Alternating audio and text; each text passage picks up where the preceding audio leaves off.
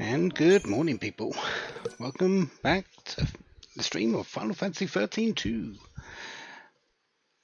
the travelling through time thing, with Serah and Noel. We are 24 fragments. We're coming along. We haven't got many, but we're getting there. Story so far. Is that you? I won't let you go.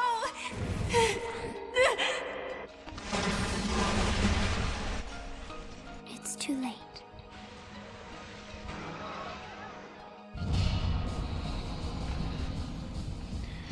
We've been changing timelines. Other people have been changing timelines. People have been caught up in those changes in timelines. Not much we can do about it, except just continue on. Our current place is Augusta Tower 200 AF. However, we can't do much more in there at this moment in time. We need to unblock the way in a different time period. So that means, well, we need to find another Augusta Tower, which, if I remember correctly, is from Yassif Massif. It makes sense to be, because Augusta Tower was created by, was built by Hope to conduct the Proto-Faust C project. So it makes sense that something linked to Hope is, and 10XAF fits that bill, to be the place that it would be linked to. Frozen in crystal, Serah and Noel return from Erba to find that by changing the future, they have also changed the past. Hope's memories are different, and the prophecy recorded on the Oracle Drive now shows a horrific scene. They see the end of the world, as Caius causes Cocoon to plummet into pulse. Serah, Noel, and Hope strike a pact. they resolve to work together in their own timelines to avert the prophesized catastrophe. So let's go back to 10XAF. Yes, it's massive. Just go through the other gate. That's all we're needing to do. It will cost a wild artifact. That's fine, I've got some. And I will need to use them all anyway, in the end.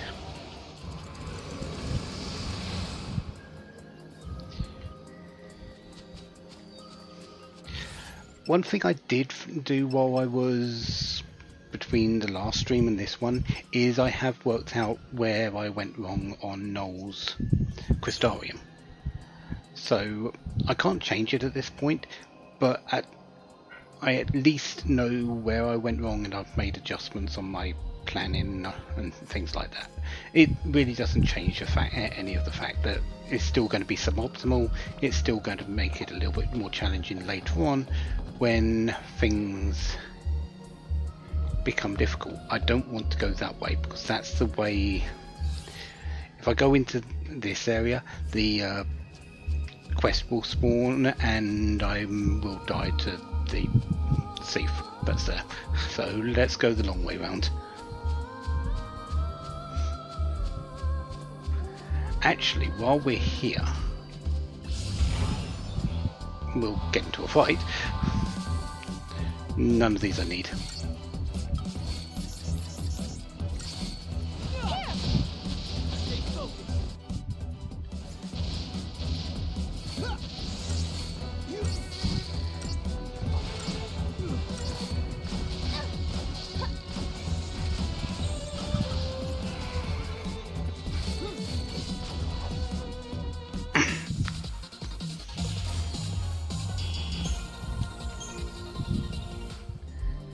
We can do this.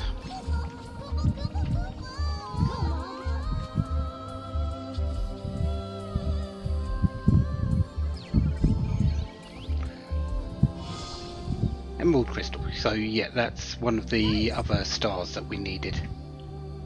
There's one more.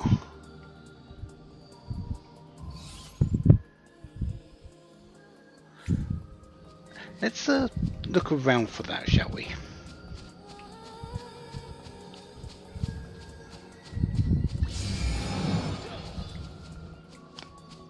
Okay, we're not fighting that fight. I did see something back here that was hidden when I was there. It is.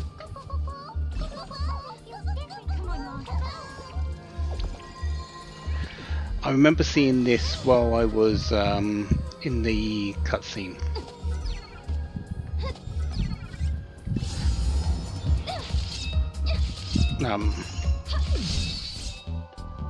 Okay. Mandrakes, I think I've got you. Yeah.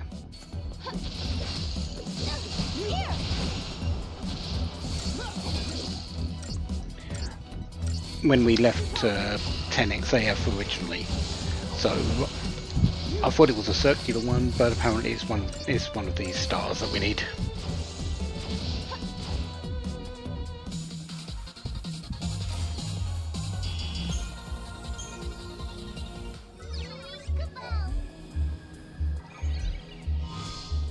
Yeah, the Onyx one. And since I've got you and can throw you, Mog, let's grab this as well. I think this is just some monster materials. Yeah, some power chips. Nothing special, but useful.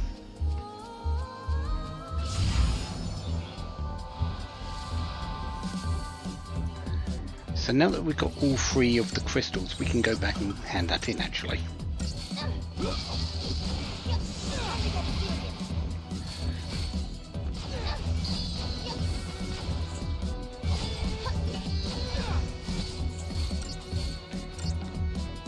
Which we should do, because it might open up another quest that we can go and do.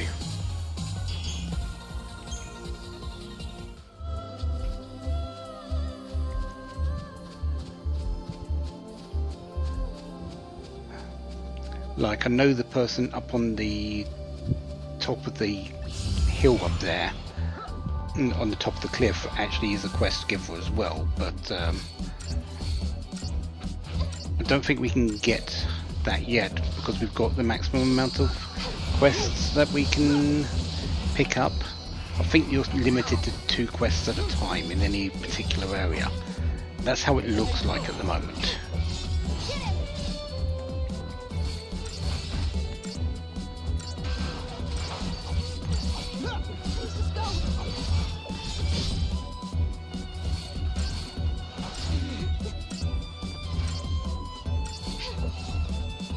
One down, more to go.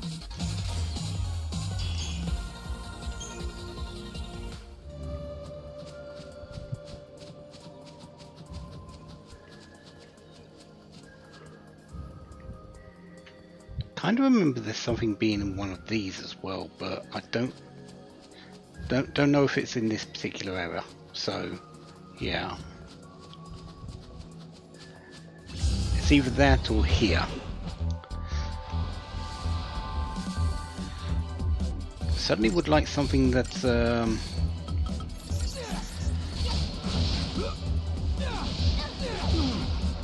not already being gathered. So anytime you actually that behemoth type, I would like to get a bit of revenge on that now.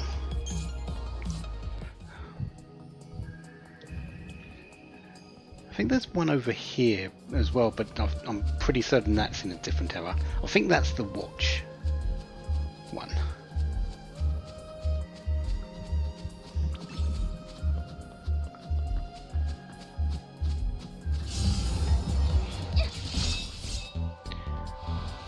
Have I got you? Spiran phase? Yeah, I've got you.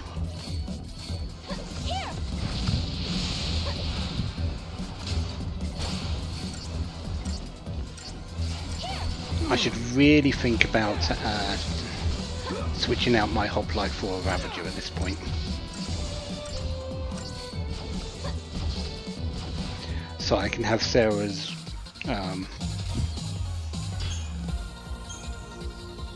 as my comm. That's kind of the plan and what I'm doing later anyway. So the sooner I get something in place, the better.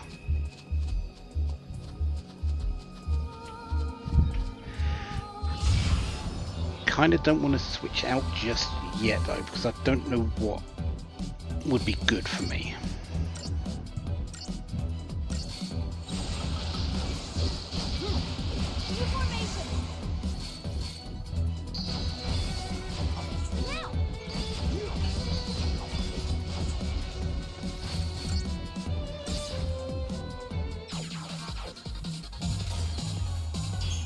And the hoplite's still good enough.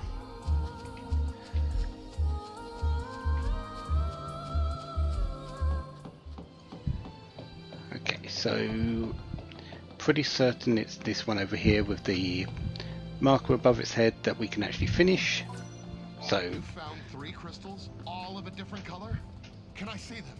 These must be what fell from the sky, and I can only think of one explanation for what they are. Of course, I must warn you, it's not a very scientific explanation. Even though I'm a scientist, I try to keep an open mind. This is why I think it's possible there's some truth behind what I read in an ancient transcript.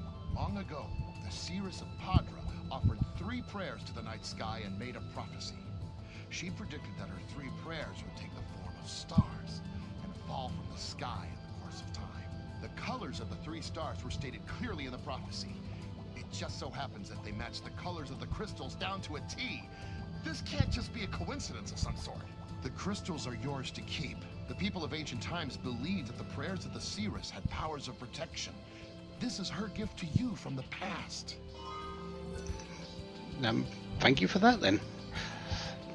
That does show us that once we've done a quest though, there will be a marker above their head to say, yep, you're done. Let's move on to the next one. Did I? Alyssa and the director are both from the same city. Isn't that a strange coincidence? Okay, well, I believe we've already spoken to you.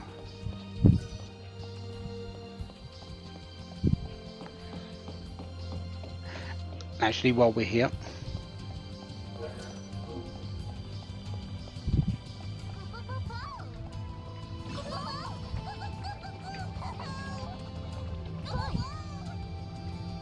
that should get you. Or did you just... Yep. I wonder if the Serah saw into the future. That's the old battery that we need for 10 AF. Behind her prayers. Massive, massive. So tell me, have you run into the Seath I told you about? When you fight a Seath, you have to forget that it was once human. If you dwell on that fact, it could easily get you killed. You don't want that, do you? Yeah, we don't. We're still not doing that one anytime soon.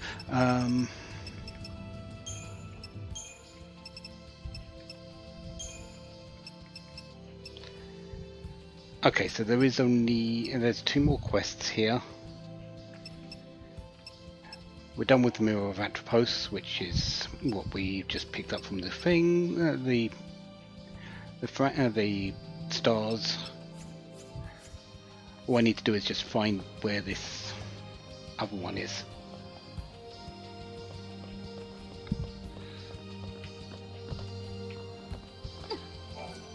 Living in the past. Not you. Okay, let's grab Choco. Let's see if it's the person up on top of that cliff that I think it is.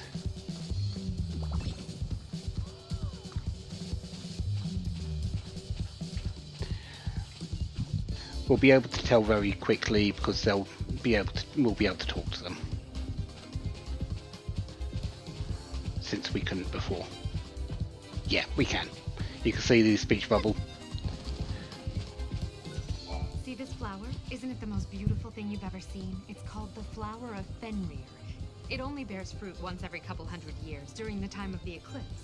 Unlike most flowers, it requires complete darkness to go through the process of bearing fruit.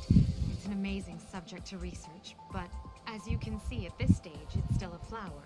I don't know exactly how long it'll take or when it'll produce fruit, but I do know it's unlikely that it'll happen in my lifetime. But I can still hope, can't I? So we just need to get a fruit from when it was dark. Luckily we had a paradox effect take place in 10 AF that we've already picked the fruit of Fenrir for. So we can give it to her straight away. Really? You're willing to search for the fruit of Fenrir for me? I don't think it's possible to find one when there's no eclipse. Or do you know something I don't? Is there a secret way to obtain one? Yeah, we travel through time. Here you go. You say you found something that resembles the fruit? But how can that be? This is it. I can't believe my eyes. I don't know how you did it, but you found one. Thank you so much. Now I can focus on the research I've always wanted to do. I can finally figure out how this fruit is able to grow in complete darkness. Ever since the Foul Sea became dormant, the weather on Cocoon has been pretty miserable. There are always dark clouds in the sky. I want to engineer a plant that will help cheer people up. I know many people have abandoned Cocoon, but I want to show people that no matter how grim things might be, there's always hope. Just like this flower can bear fruit without light. So that's the Sword of Lachesis.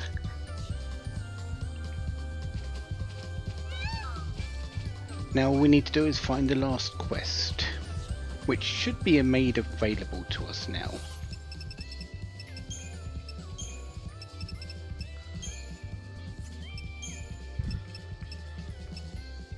Might be that we need to beat the thief though.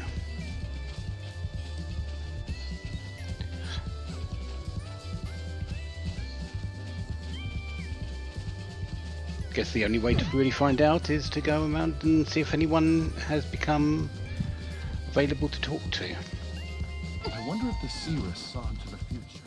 Does she know that you will be the ones to find her? Some people think this process is long. You were talkable before. I wonder if the Serah saw into the future. You both were talkable. That looks fun.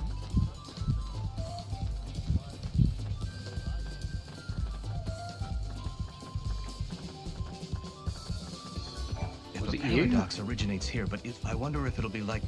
No, it isn't. This can't be.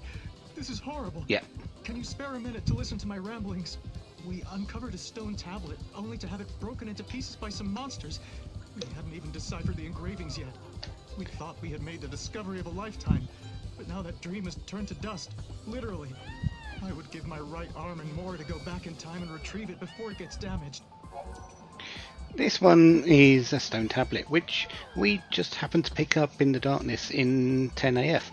So Marlowe can have a completed stone artifact, a stone tablet, the tablet of Padre, was it? Something like that.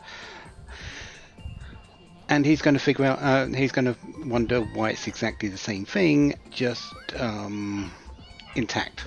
You're going to search for the tablet? Don't be absurd. Like I told you before, it shattered into a million pieces. It's gone. No other relic compared to that tablet in value. I don't see how you'd be able to get your hands on something like that. We have advantages. Wait, Have a tablet. This can't be. That's the tablet that shattered into pieces. Where did you get it? It's the real thing. The stone tablet tells the story of an ancient myth. According to some legends, the people of Cocoon and the people who lived on Pulse many years ago were born from the same ancestors. Can you imagine people from two different worlds being related by blood? It turns out the people on Pulse spoke a language quite similar to ours, so the legend may not be as far-fetched and absurd as some may think. I think we finally found a piece to a very important puzzle. The puzzle of our history, our background, our evolution. I believe that was a question, and that was given to me at one point. Yeah, Cocoon and Pulsians, Cocoonians and Pulsians both did live as with common ancestors.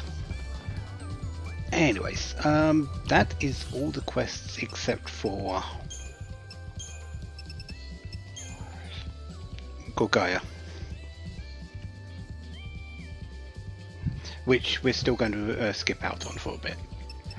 We can go and get the old model battery done, actually in 10 AF. So let's go through the gate that we need to go through to get to the other instance of Augusta Tower.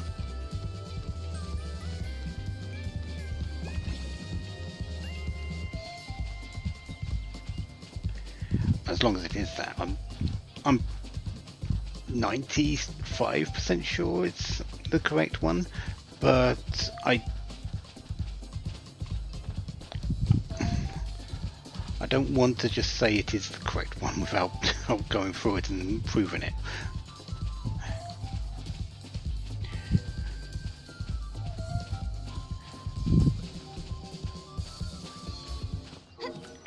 Right.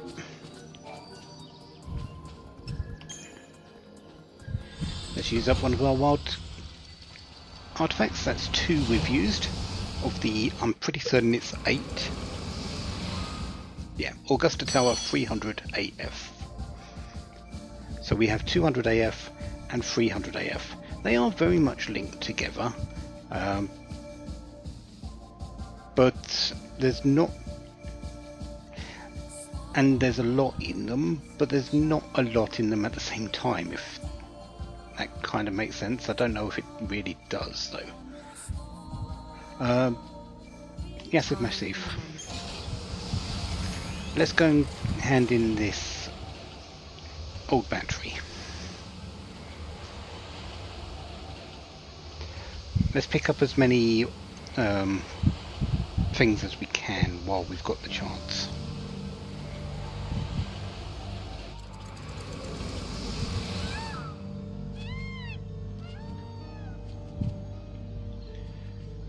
Chocobo, kind of needed you up here.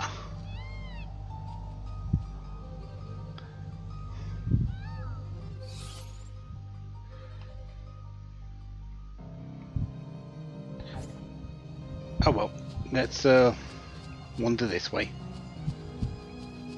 Be cautious near the origin of the paradox. I want to go back to... Actually, while we're here,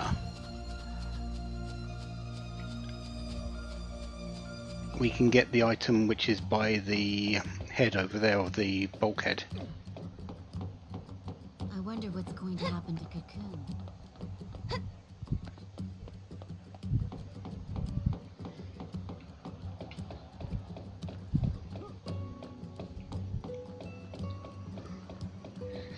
No, no, they don't.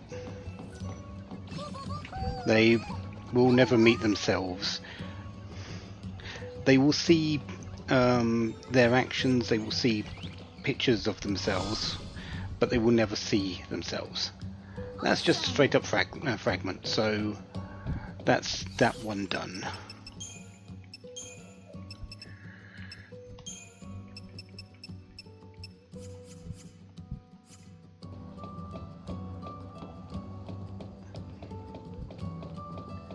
Over here.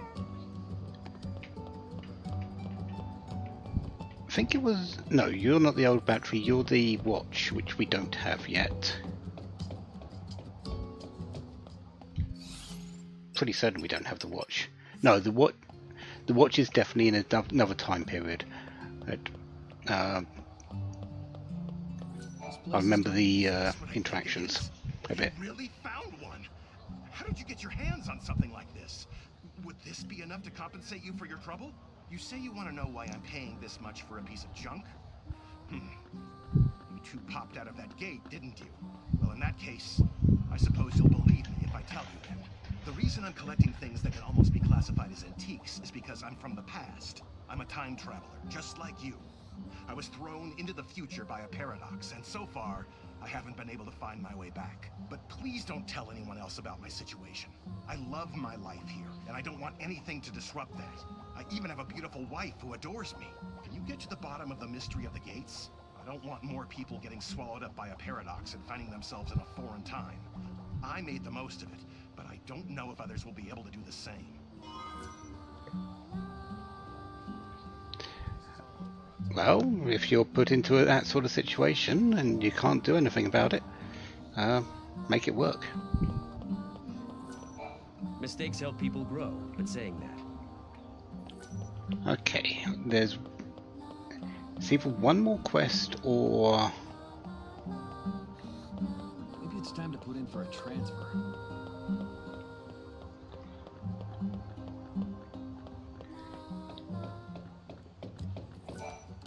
You're friends of the director, right? It's either one more quest or just another item to pick up. I'm going to have a quick look around. Might be in the darkness. The academy aren't perfect.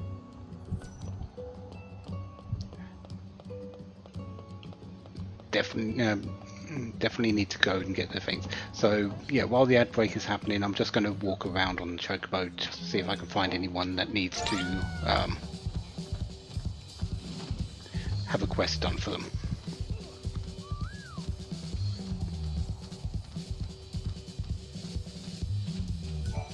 One of the many things I'd like to uncover in my research is a way to control these creatures.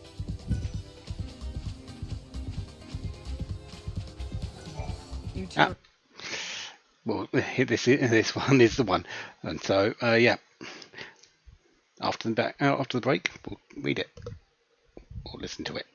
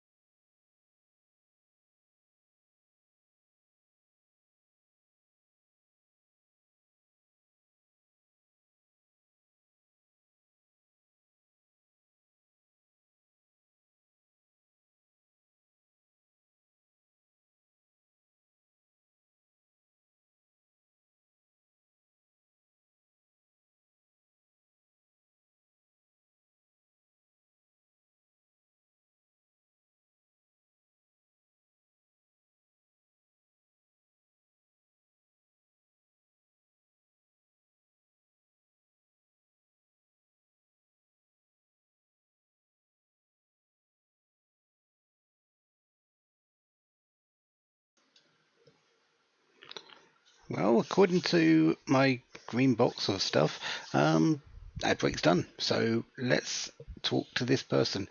This one is very, very easy to do. We've actually already done it. It's asking for a behemoth fang, which we've already got.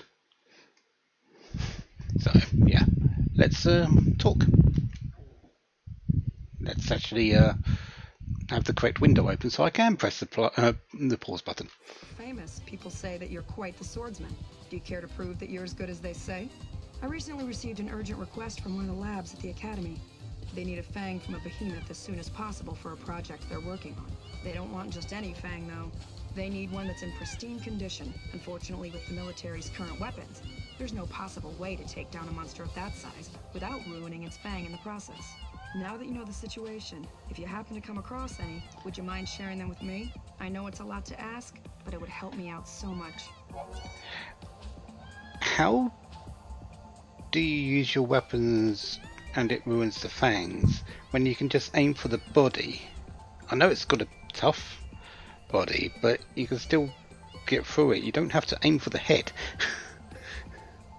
Anyway. Thank you. I appreciate this. If you're as good as they say, this should be easy. Once the Academy gets their hands on an adequate sample, they're going to use it to research all sorts of things, such as the monster's biology and evolutionary background.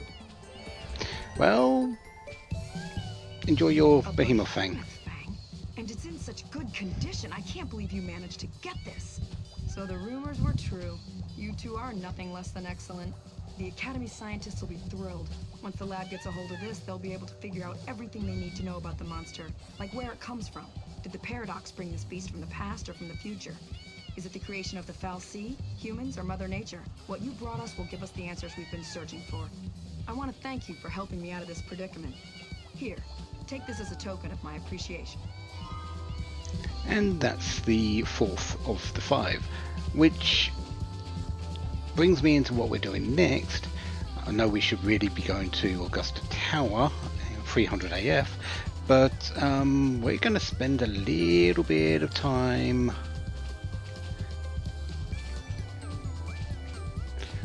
in the darkness.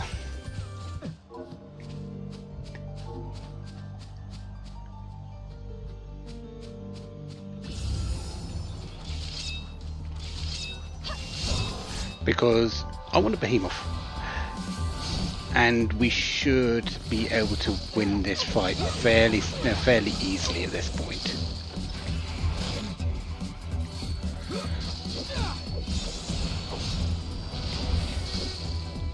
We're still going to have our pulse knight out to tank the hits for it.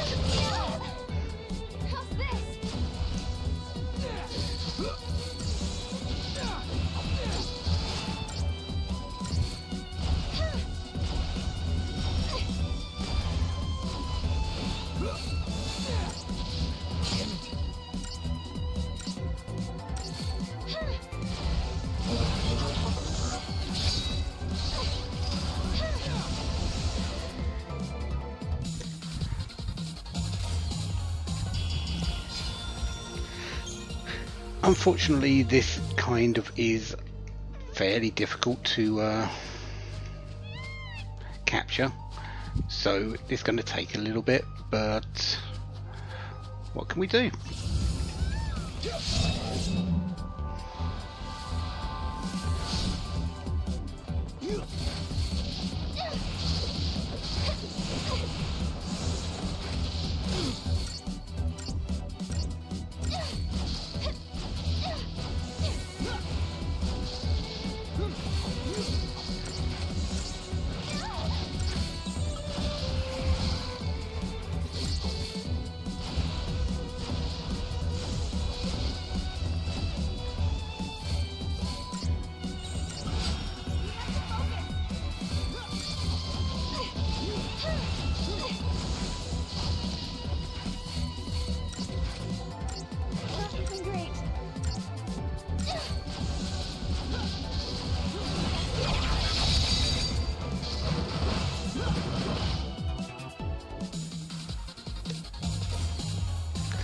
That's pretty much what I'm going to do, yeah. Run around in circles, following the light, so that I don't get ambushed by the monster, but I am going to be able to get the jump on it for the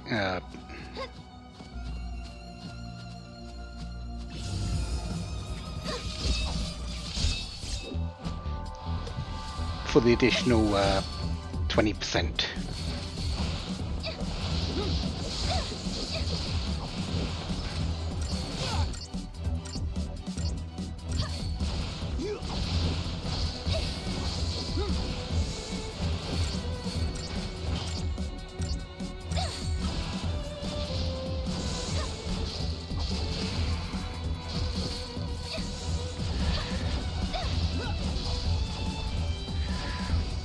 It's always 2 hits and then that.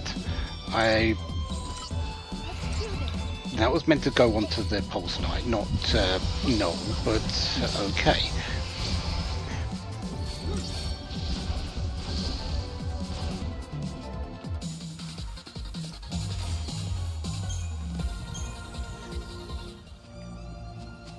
Plus, this gives a bunch of potent silvers, which I'm going to need, so that's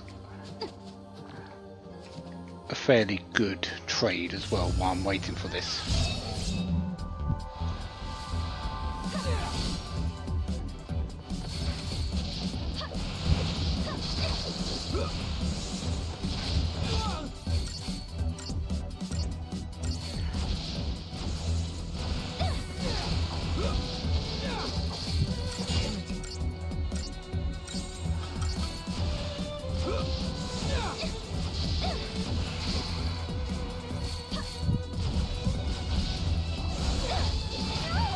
Ow.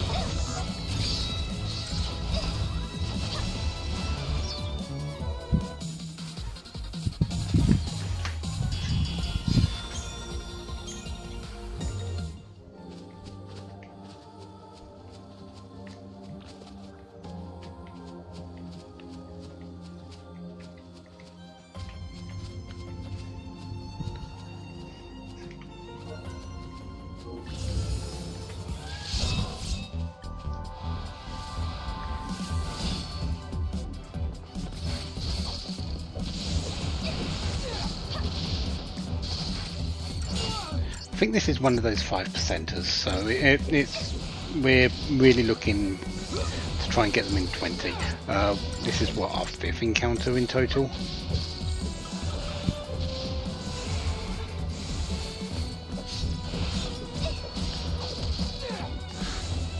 For these so far.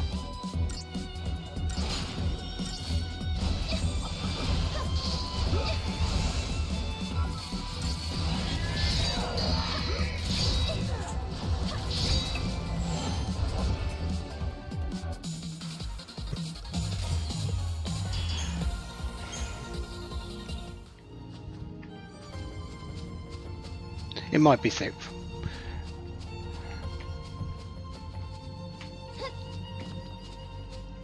Since it's a flat percentage chance, we can't really say it's 1 in. We're not going to get it in 20, but it would be nice if we did get it within the expected time, expected frame.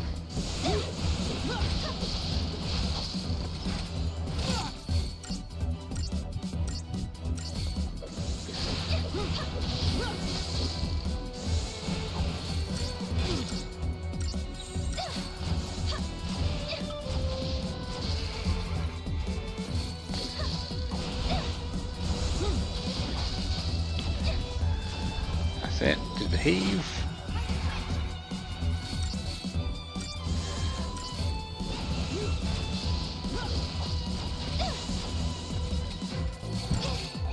That's fine.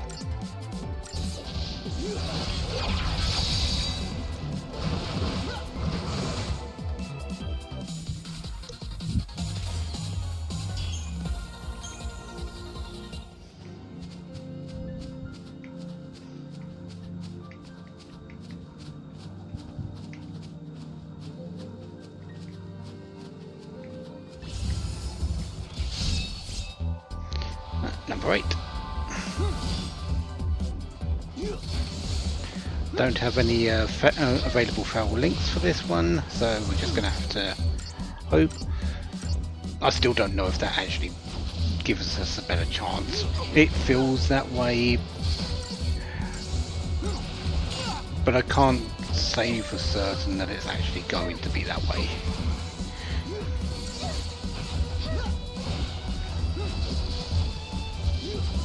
Oh no, we do have Twister.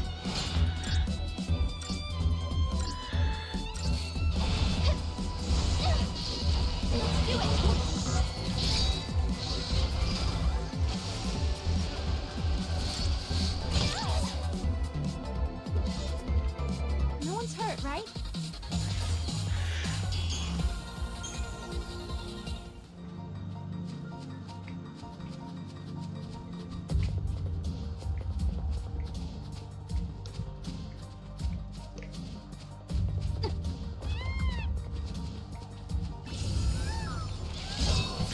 Number 9.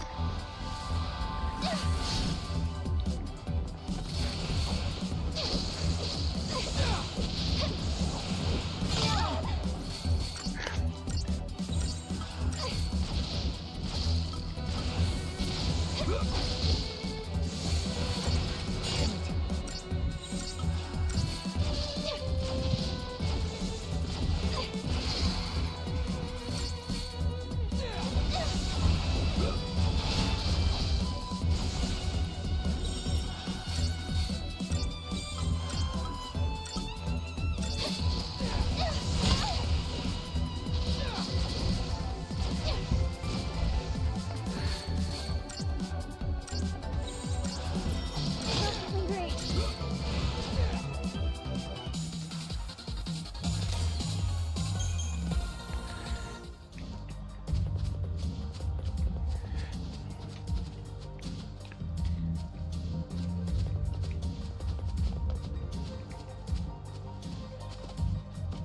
Okay, and number 10 is right there.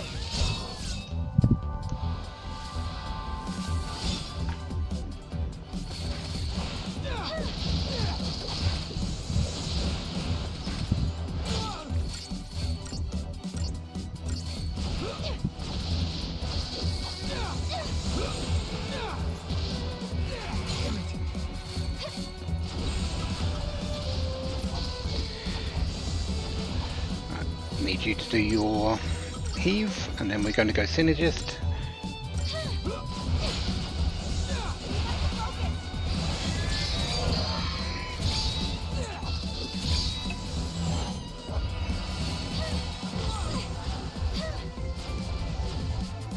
Nope, not today.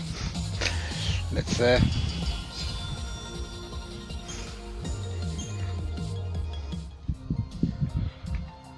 let's not have the light run away from us.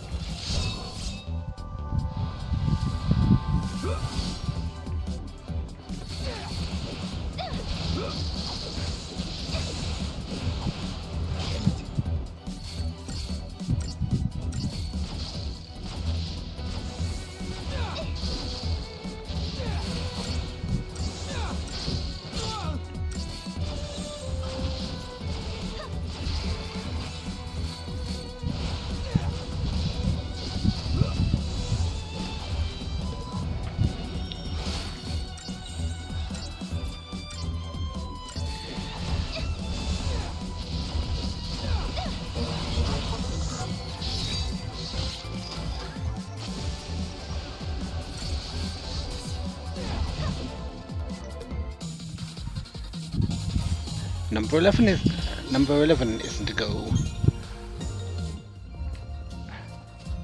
I just checked the percentage for this one while I was fighting that, and it is a 10%, so we are over the curve for it if you took it 1 in 10.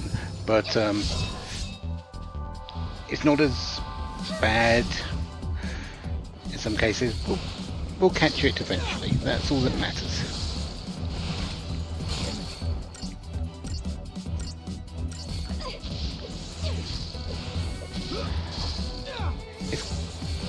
think it's the only thing that's left in this area for me. So I kind of want to do it, get it now, without having to come back.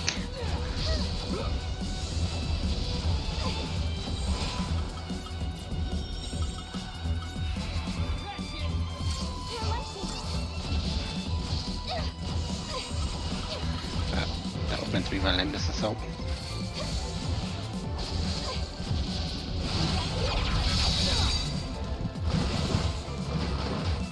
There we go. 12th one. That's a good. That's a fair amount of time, but a good amount of time spent. We've got it. There's our behemoth.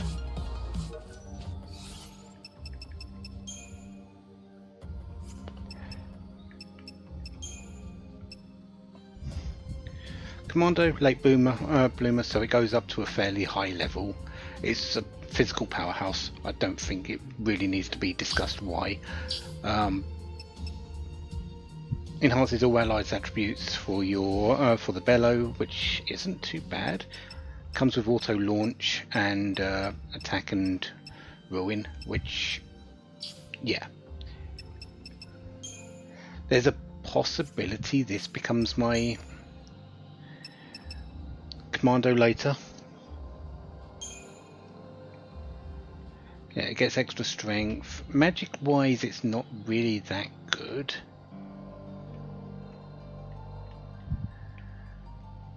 But strength wise, I feel like it's one of the best in terms of strength.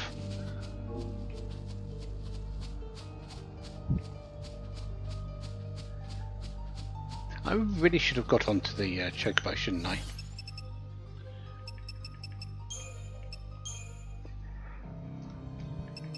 Yeah, so the only one I'm missing is the Lost Watch, which is, I believe it's in either 100 or the other one. There's 5 Yassif Massives, isn't there? So it's in one of the other Yassif Massives that we'll be going to do that.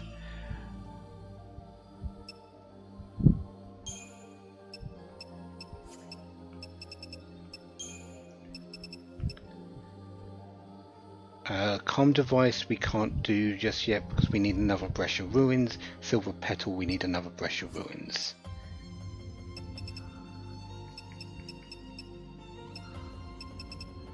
So really we don't need to be here now. So let's return to the Historia Crux.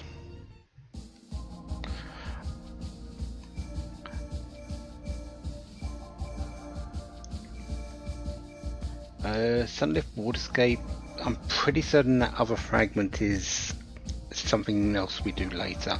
Don't think we can get that just yet.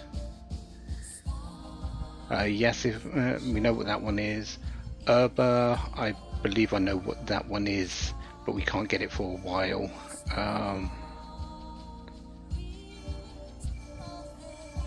We know what that one is. We've done all that.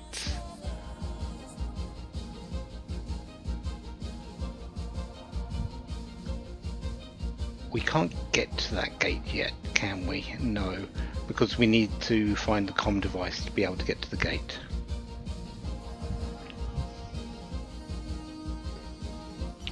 However, I do want to step into here because Chocolina sells Gesell Greens. It's not a straight line game, no, if you do everything. In terms of if you're just playing the game from start to finish without the side, doing all the side content, you are fine. And it is a fairly straight line game, but it isn't clear cut, not as a straight line game, because there are some turns. Yes.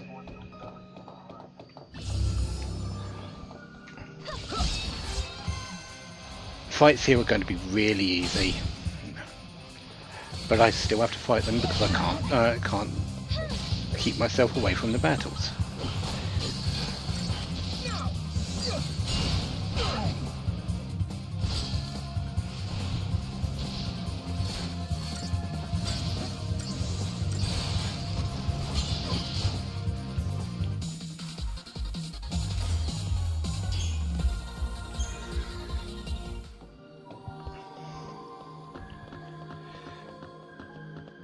don't think we're going to get any of the rare encounters.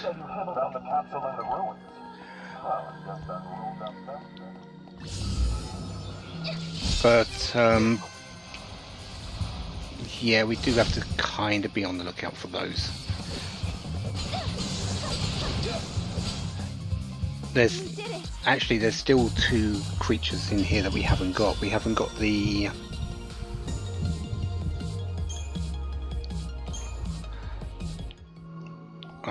Savrog and the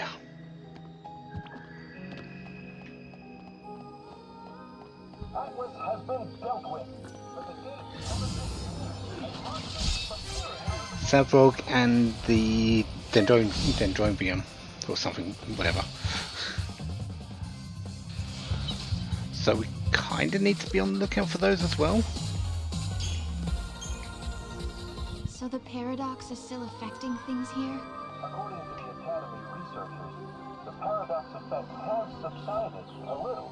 The ruins are still being investigated, and we're continuing to patrol the area. Howdy time, buddies! Care to help a Choco girl out by spending some gil? Yes, please. We would like... yeah, let's get 9 Geshel greens.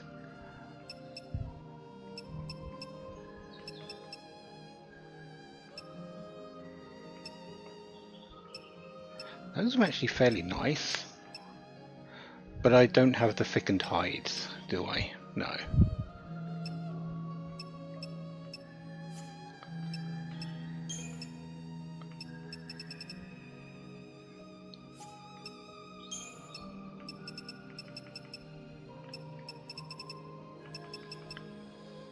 I do have enough shattered bones for the Amazon bow and survivor edge, so I should probably buy those as well. Yeah, why not?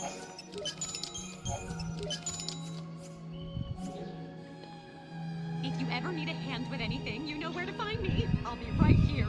And there, and everywhere. Back to the central area, then we'll come back into here, because... do I want to go for the Savrog and Dendrobium first? I kinda do. While I'm here.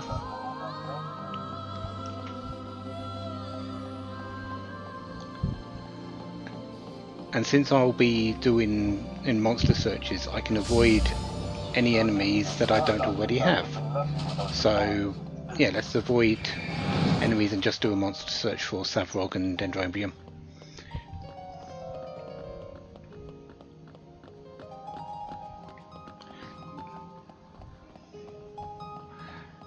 They're both usually around here.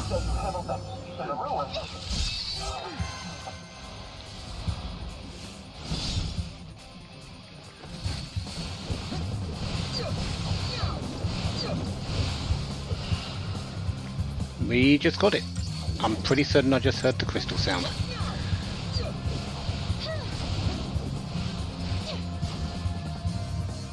Done and done. No, I didn't hear the crystal sound. It must have just been the death cries.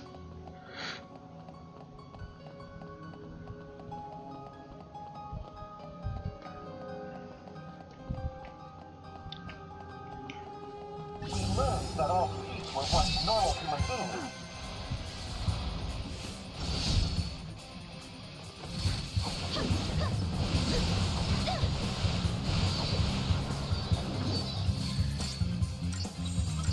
Let's do this.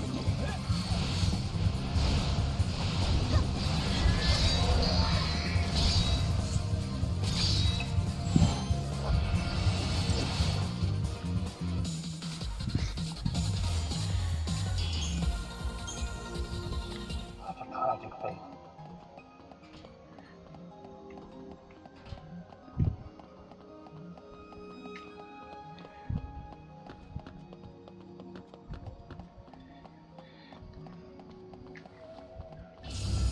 Oh, Savrog.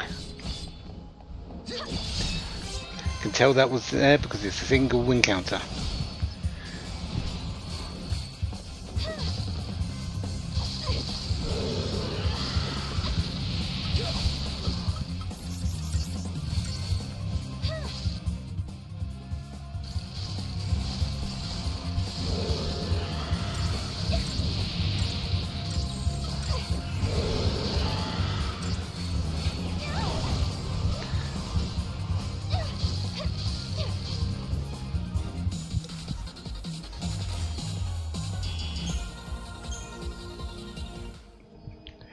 get it, but at least we know it's turning up.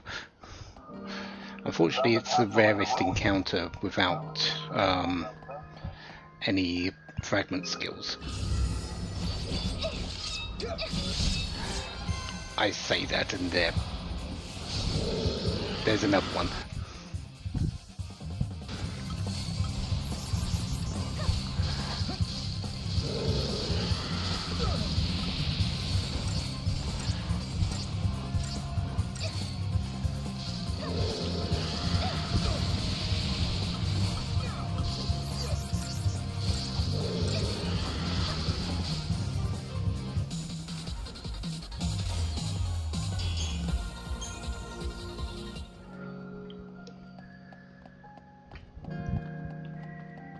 Could be this paradox effect has been messing with our supplies. Nope. Actually, there might be a dendrobium in that. No, there wasn't. That's good.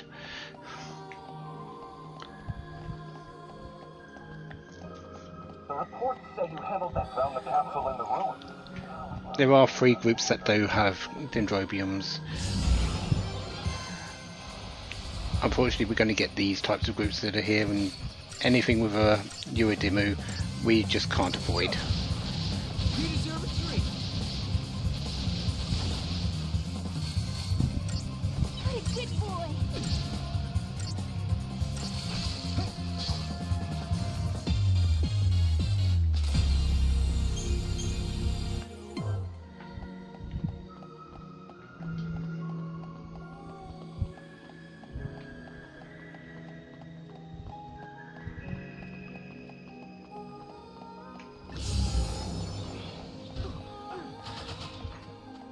Well, we could try and avoid them.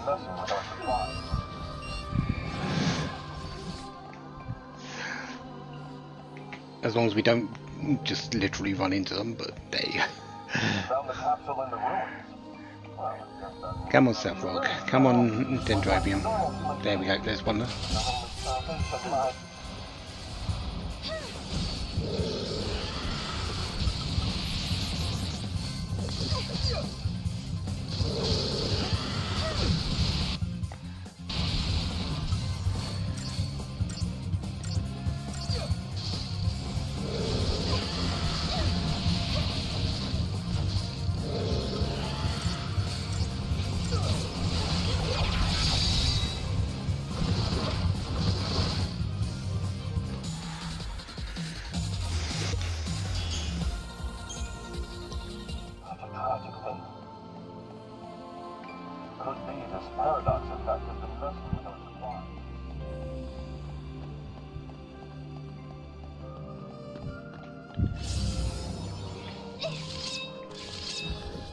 Can I strike the enemy, please?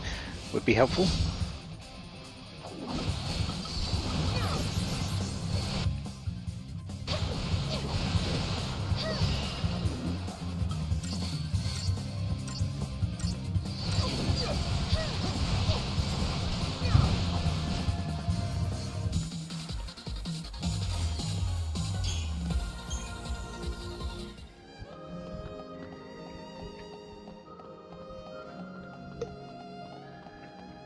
Found the capsule in the ruins. The reports say you handled that thief in the ruins.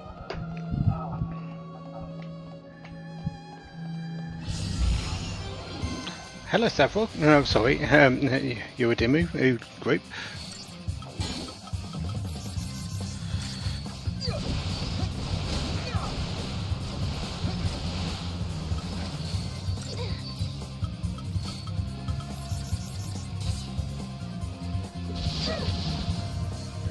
That wasn't even a warm-up.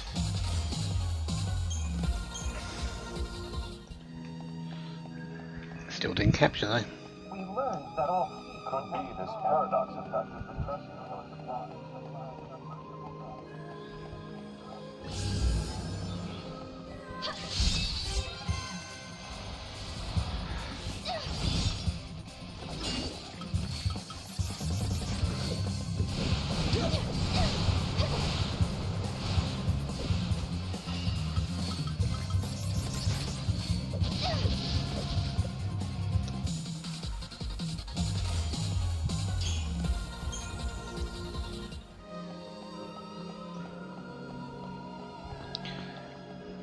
I'm getting CP, I suppose. Not much, because I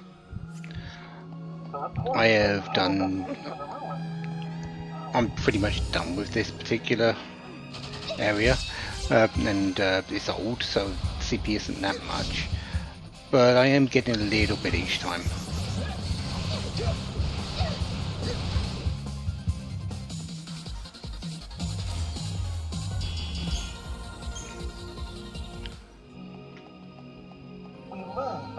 Yeah, definitely a bad attitude when it doesn't want to join. I think it's one. I think both of these are those 10%ers. Hello, Savrog.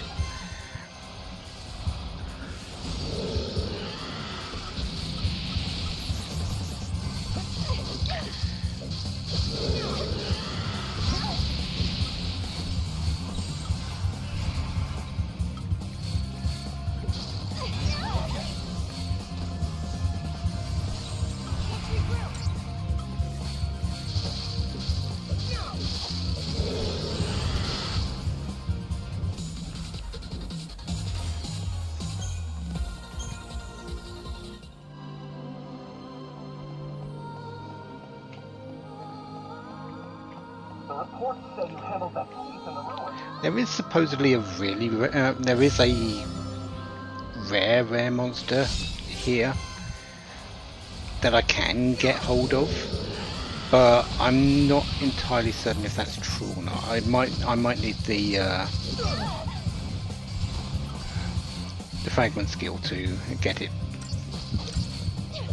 It's called the Silver Lobo. Actually, haven't we already faced the Silver Lobo and got it? There we go, there's Savrog.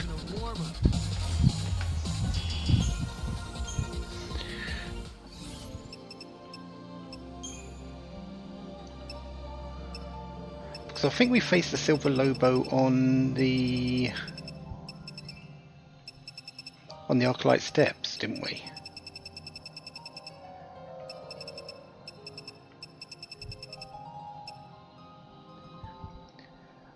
Savrog, though, kind of in the same boat as the Behemoth.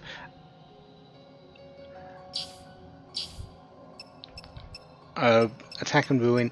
This one also gets Blitz very early. So,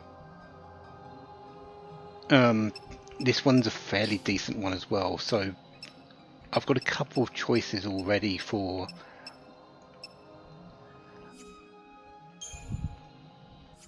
later commandos. Now all I need is the Dendromium, and we are done here. At least until we've got the fragment skill that gives us access to rare monsters.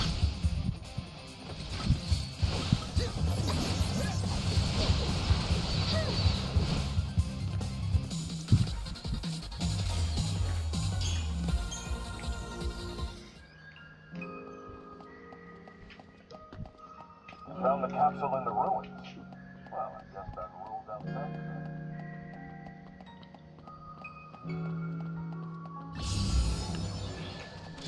3 demos. Oh no, there are. I thought that was free. Okay.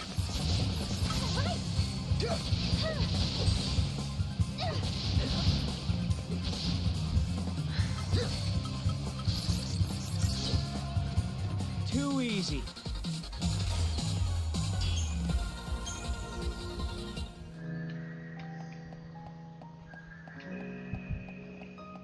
Could be this paradox effect has been messing with our supplies.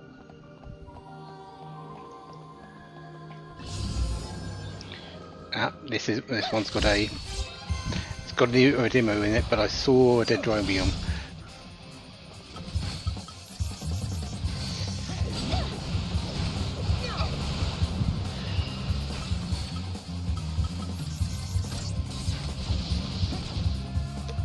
On to the next.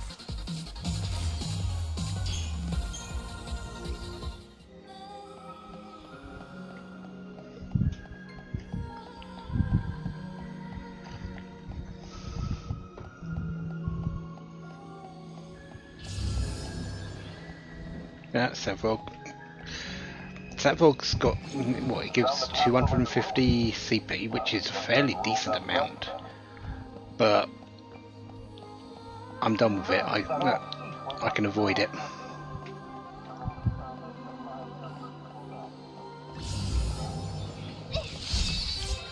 Yeah, here's two.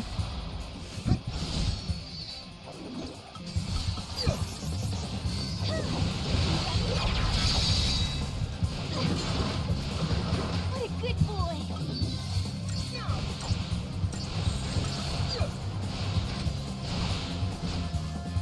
There we go. We are done here for the moment.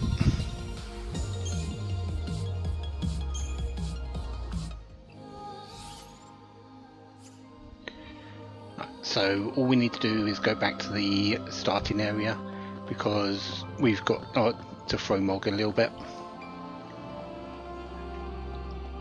But now that we've got there, I can't avoid fights anymore because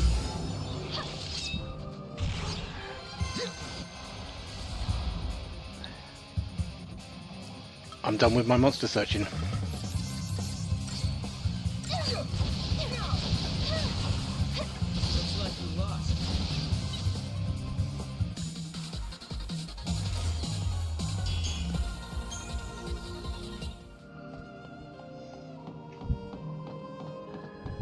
Could be this paradox effect has been messing with our supplies.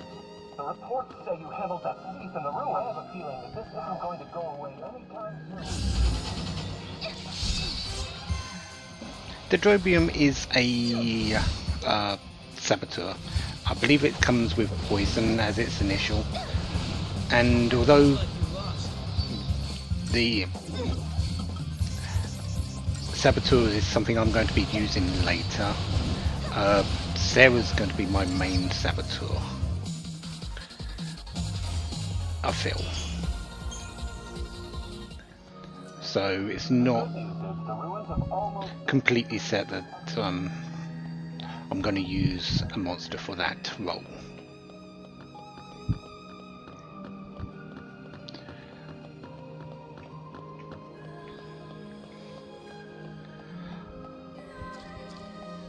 Not really sure what my final grouping is going to be yet.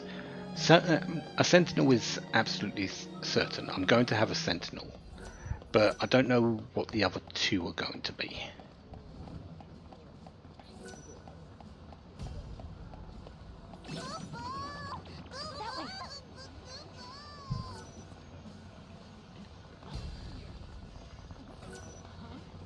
Go on back, Mog. We'll take one Gil.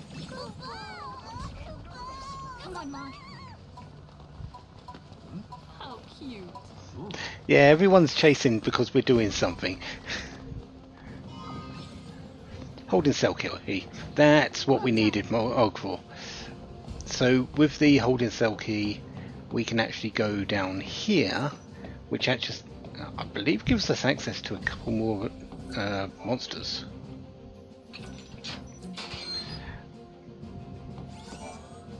Why the holding cell key is up there and not with someone, I couldn't tell you.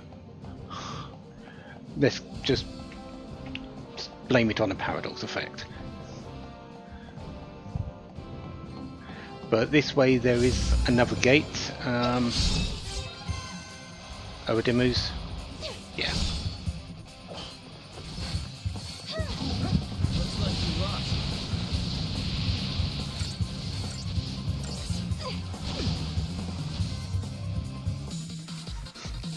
They hid it for safety, even though it was in plain sight. Kind of.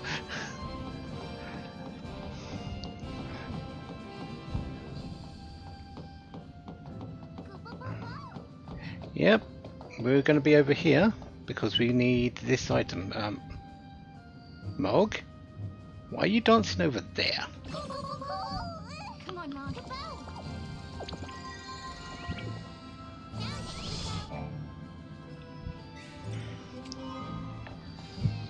Army comm device.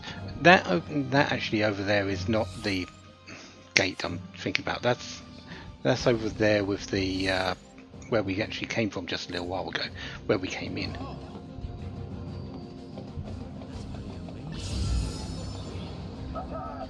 Several.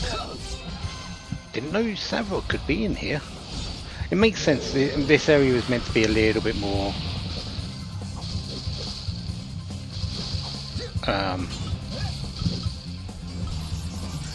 on the higher end because you can't get it normally.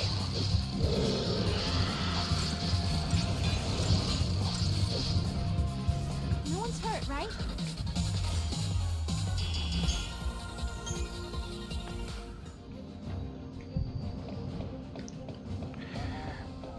So this gate here is a wild artifact gate, I believe.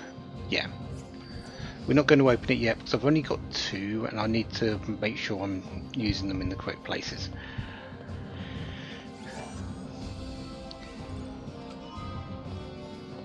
Butterfly bow. Hello weapon for Serah.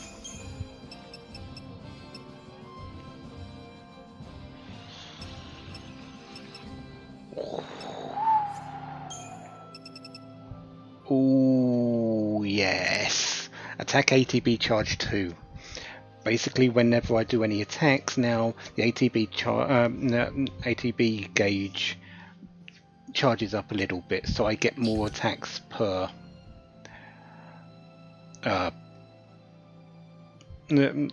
Overall, I get more attacks per time invested. That's actually really good pickup. It's a lot like the ATB rate, but this is based on you attacking things, which is something I do most of the time anyway. And this one's a better weapon. It's not as good as the Raging Arc in terms of flat out attack and defense powers, attack and magic powers, but yeah, I want that.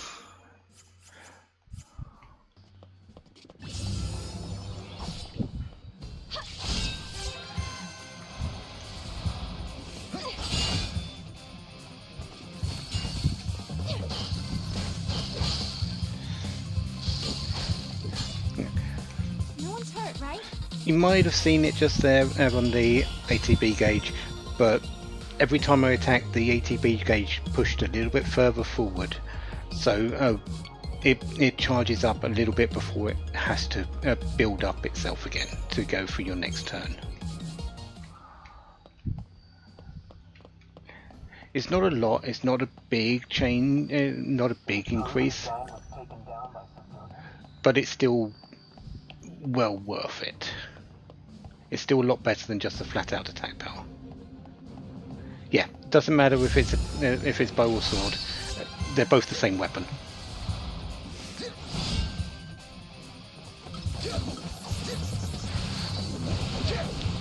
Morg is the weapon, and Morg can either be the bow or the sword.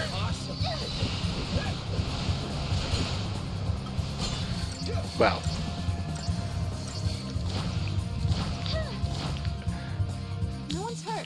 Serah dictates which Morg is going to be when she wants to attack, but still. Is this Noel's one? No, just a unicorn horn.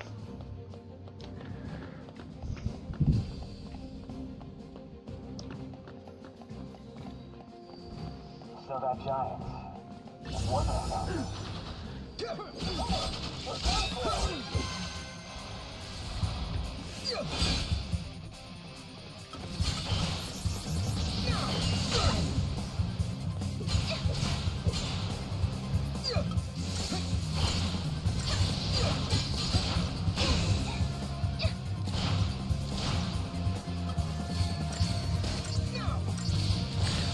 I think it's 20% of 1 gauge that you get with ATB charge 2.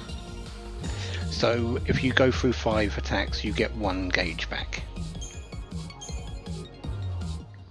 which overall is a very good return. So it only needs to charge up 4 gauges before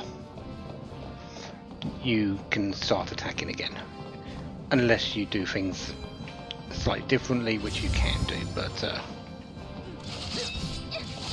you can preemptively call on your attacks, which I have been doing a few times, but usually you want to charge up everything anyway.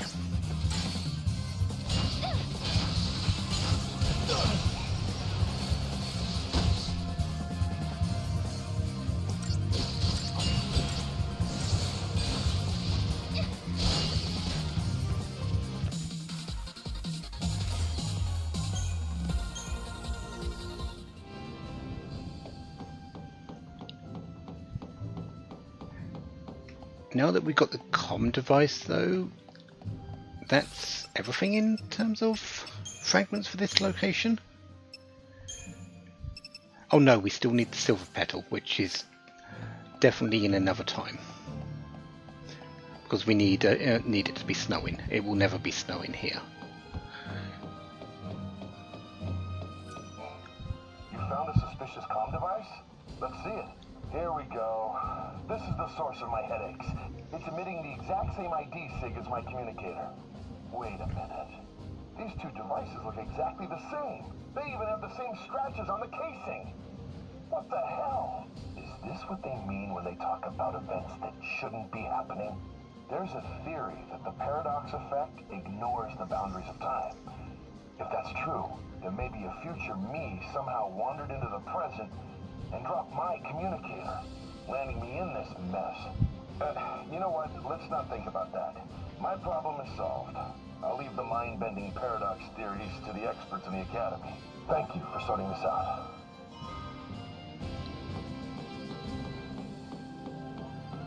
So that's that done. Really, we should go back to here, because that's where our last quest is needing to be handed in before we go back to the Historia Crux. We'll resume our official investigation. And since I don't want to get into any encounters, let's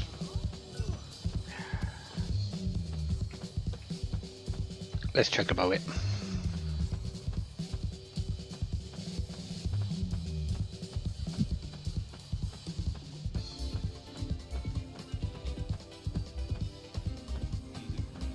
It's huge. He's mighty fast.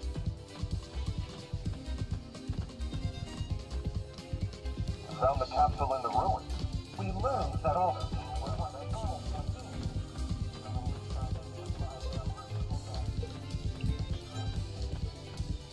We'll probably be back here later for more monsters, and we definitely need to hand it in the silver petal. But overall, we are good for now. Most likely, by the time I have the ability to actually get the monsters I need from the rare fragment skill, I'll have the petal here for this person.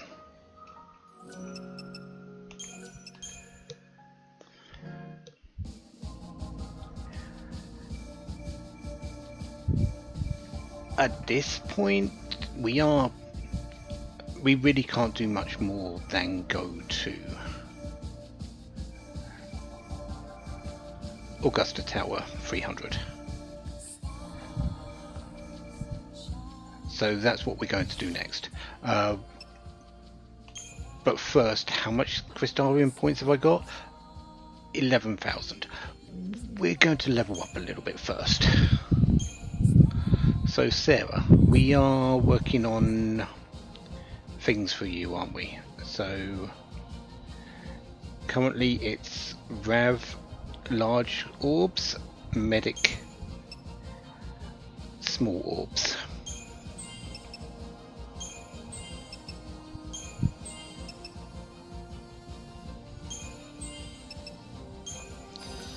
And there's Faraga. Faraga's really nice to have.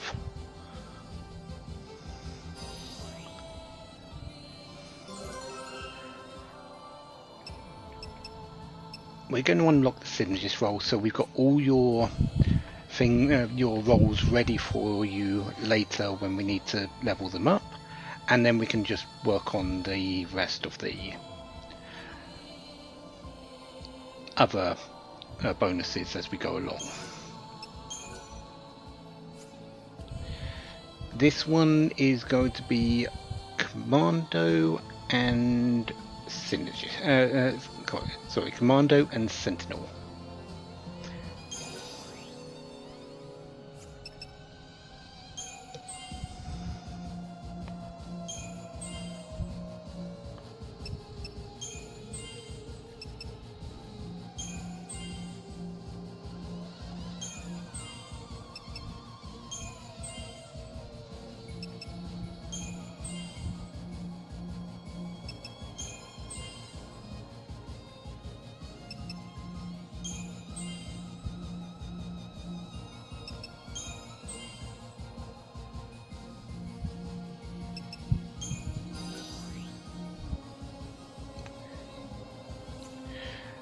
Reprieve, I think, is your very last Sentinel skill.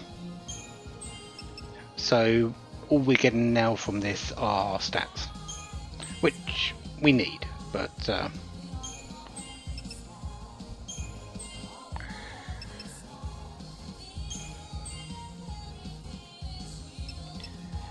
almost went up, and actually I think we did a little bit of an entire level there. Yeah. So should be at, so make sure I've got my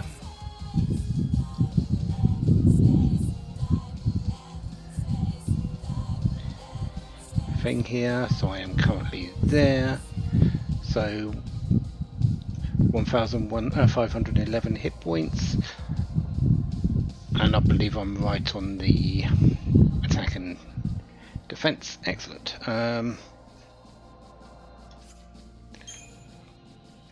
No, you kind of went off the deep end a little bit at some during this, but we are getting you back now, aren't we?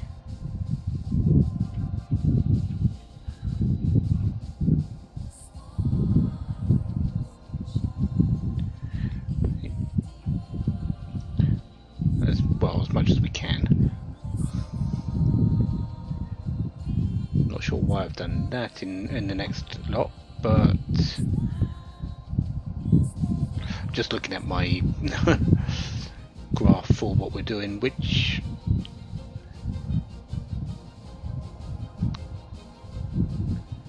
looks like I made a mistake, but I'm going to go with it because I've planned it out. So yeah, let's go with it. Okay, so you are currently doing on this one Com and Med?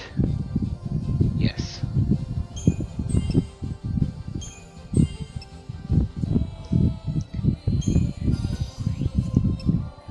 I have used a little bit of a guide to make and it's a spreadsheet that's showing all the that someone made to plot out your Crystarium levels. I am using my own version of that to see what I'm doing. So yes, there is a graph essentially. Saboteur, so you've got all of your roles, and this one is going to be Rav Sen.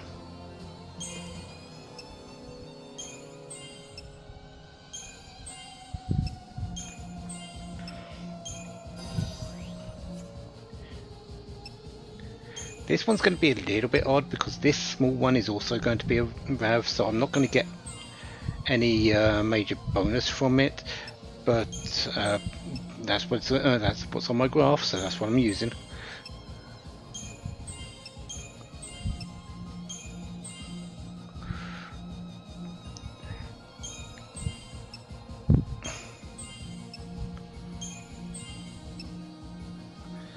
Spark Strike, Sentinel,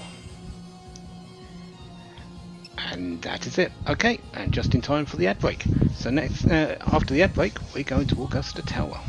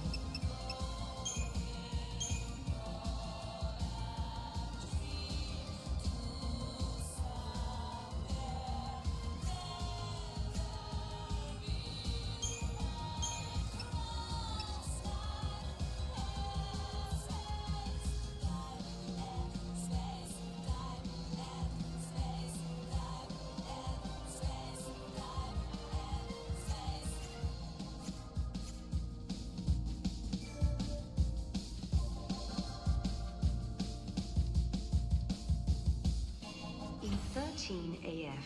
The Academy built the Augusta Tower as a central information processing facility with an enormous artificial intelligence at its core.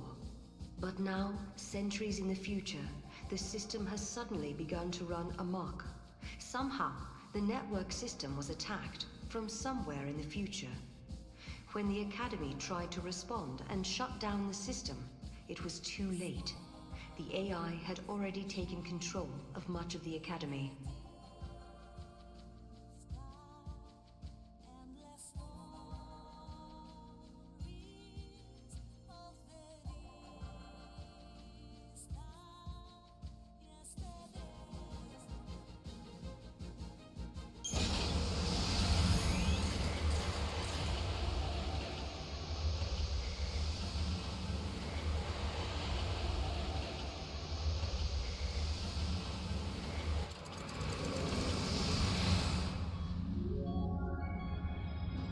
Two entities from different times cannot coexist. If this were to occur, history would be infused with contradictions. This would lead to a distortion causing the entire world to collapse. The subjects require further analysis. Hypothesis. Their existence has initiated a distortion in history, and the entities are a living paradox. I'm not very good with all this fancy machinery. What's going on here exactly? The system that controls this facility has been hacked by someone from the outside. Wherever they are, they're trying to use the network in an attempt to override the system somehow. So basically, some bad guy snuck in and took over the tower? Well, there's an easy solution for that. We just need to find him and solve this whole problem. Case closed. The security system's been hacked too, so the security bots are just pieces of metal. And I don't think the person behind this is actually physically here. It seems like the culprit isn't even in this time at all. They're accessing the system from somewhere in the future. Lucky for us, we have the means to get there. Let's give them a piece of our minds. Come on.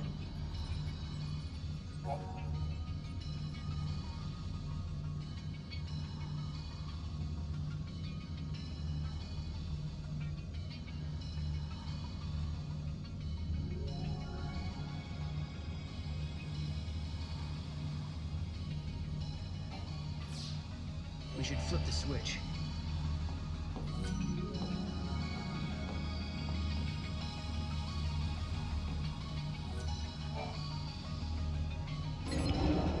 Yep, good.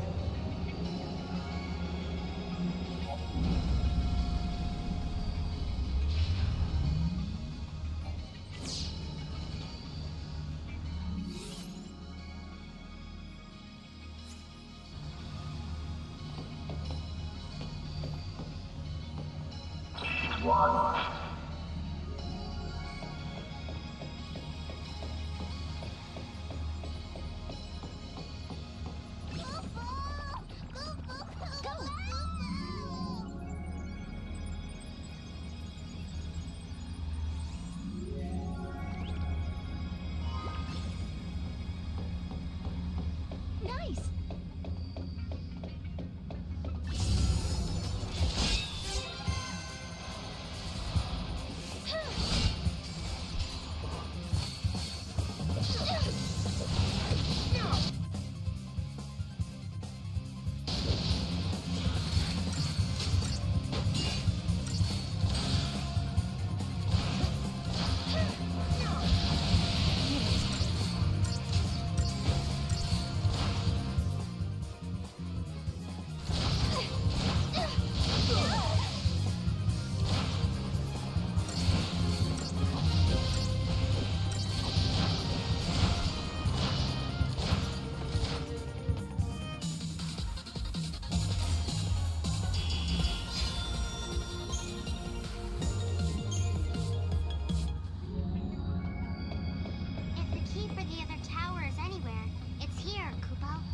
Not. We're throwing you off the roof. Kubo, Kubo! I'm kidding. When we get to Valhalla, you'll be with us, Mog.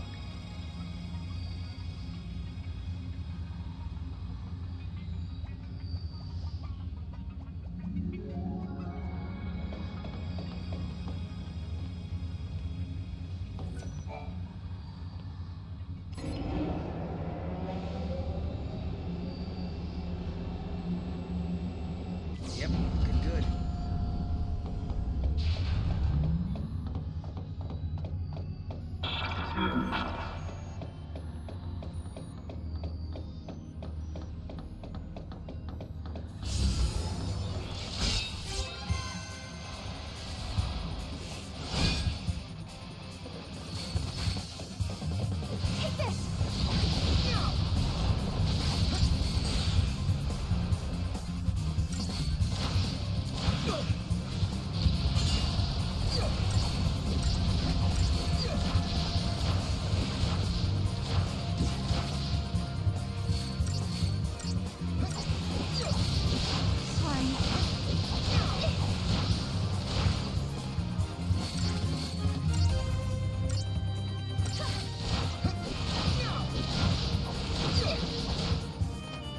We did it!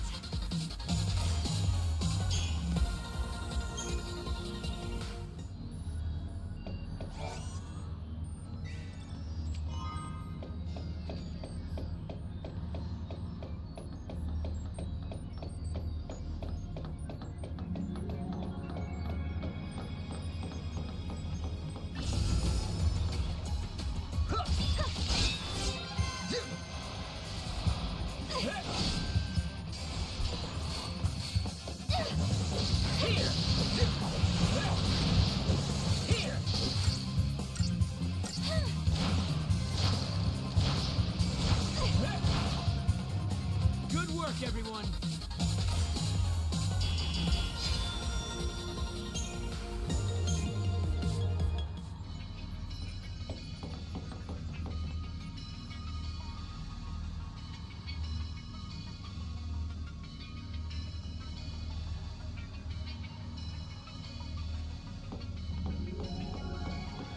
It's hard to believe that all of this is happening because of one person hacking into the system. I know, but it has to be. Maybe this is a paradox of some sort.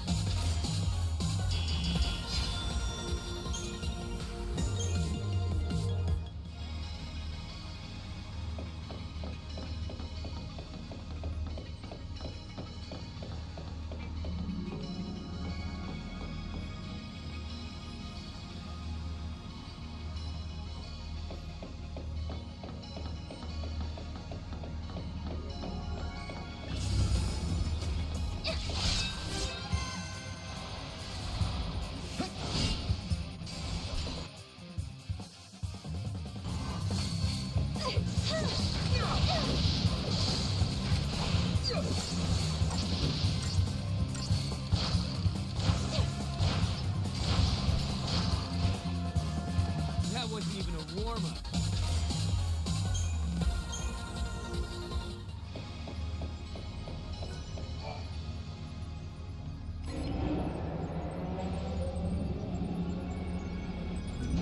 Can it go any further?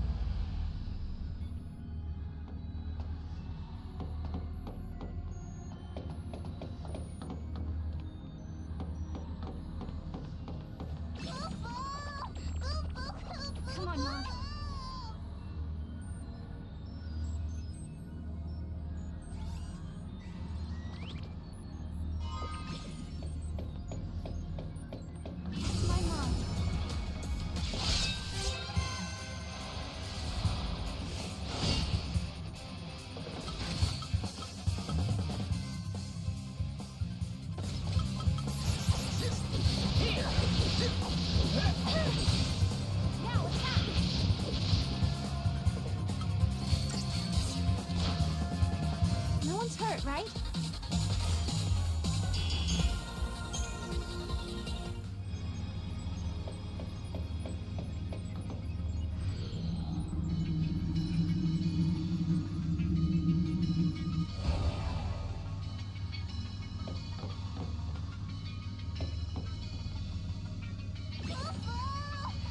Come on, Mom.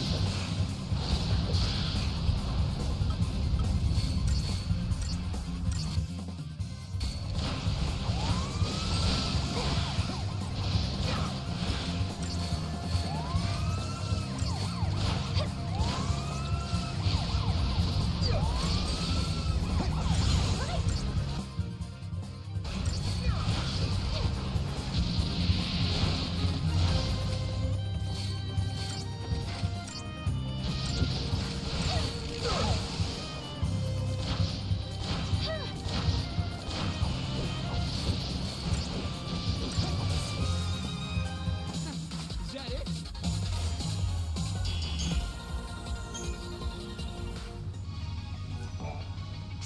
Hey there. Wanna see what I got?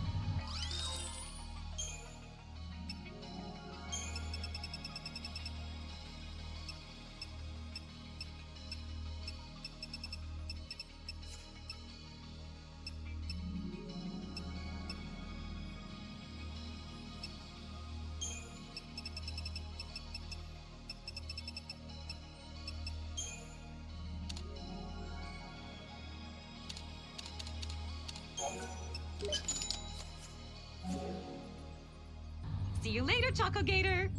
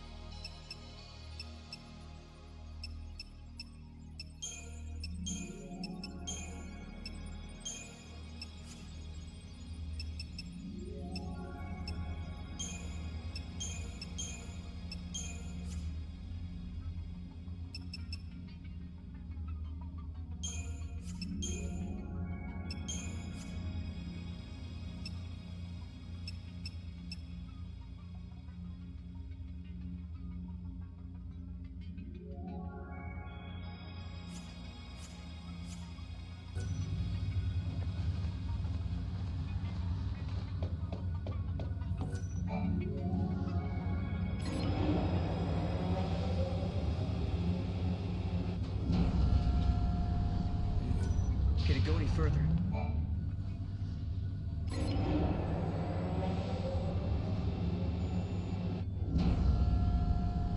Yep, that's perfect.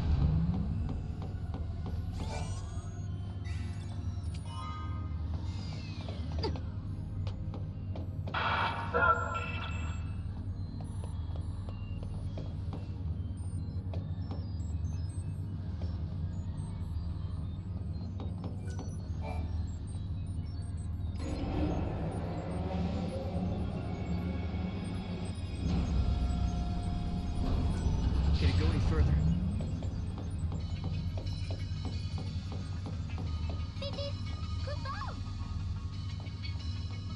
Come on, Mom.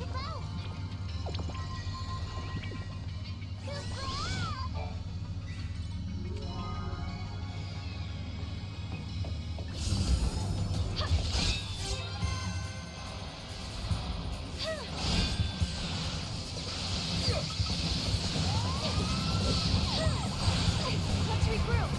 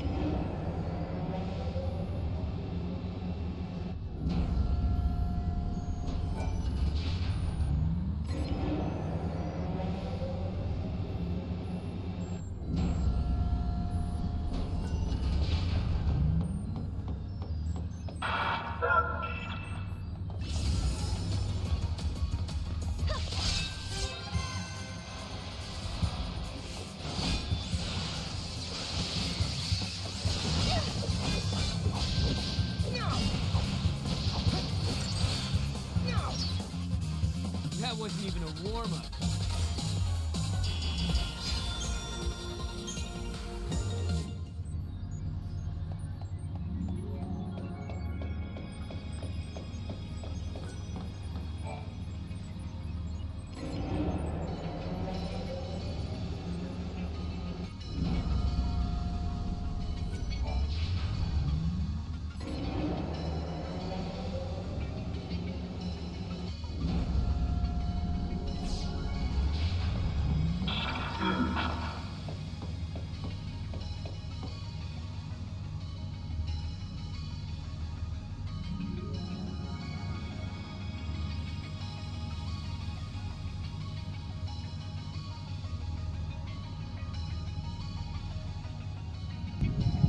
I'm muted. Yeah, that would make sense.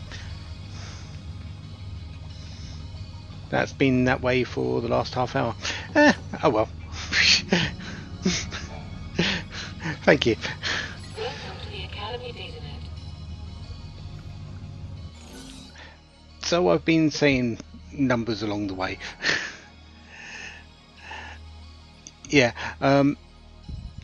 breakdown of what I've basically been saying over the last half hour.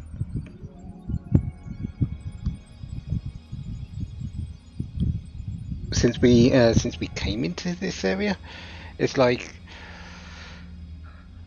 a good question. I've forgotten. I do remember that I was saying that I'm happy that I've got a fairly good memory in that I'm able to remember the numbers that were going through this. With all the enemies that were attacking you. It's fairly difficult to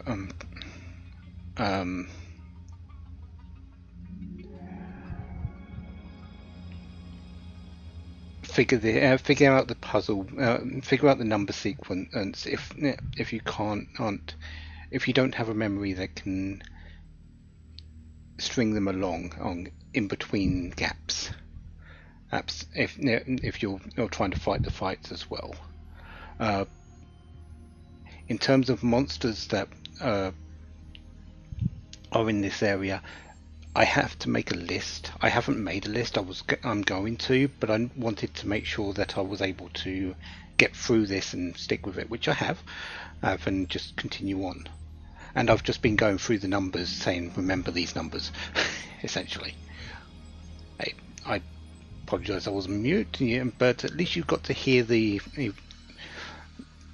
game. And I've been happy that I've picked up the Flancer, which is a medic. Can't really build it up yet because it's a grade 3 monster. The Flamborg is there. There's not really that many monsters here as I remember it. I do want to at least pick up the Fexteran before I leave, because that one always ends up being a fairly difficult one to pick up for some reason. The number that we were picking up along the way, though, is 1237172. Welcome. You have access to the Academy DataNet. And that's the entropy report. That's the only fragment in this list, in this area. Here is done. No more intrusions from the future, right? Looks like we're safe. The network's back up and running. We never got to find out who was behind this whole thing, did we? Yeah, I don't know who it could be. Who would go through all the trouble to take control of a tower from the future without a demand of some sort? It really makes you wonder what they were after, huh? Analysis complete. Due to actions taken by the subjects, a possible future has been deleted from the timeline. The subjects pose a serious threat. For the security of future operations, precautionary countermeasures are being initiated. Subjects will be eliminated. Yeah, and that's access key for 50. Now the tower back in 200 AF should be open to us, Kubo.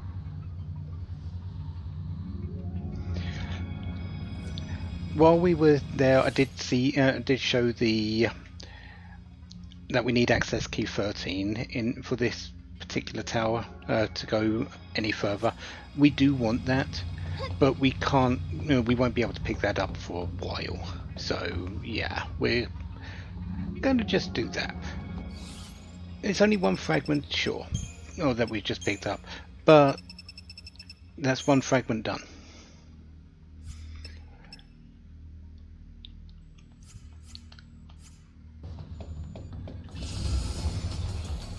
Darren, please join us. Once you've joined us, we're good to go.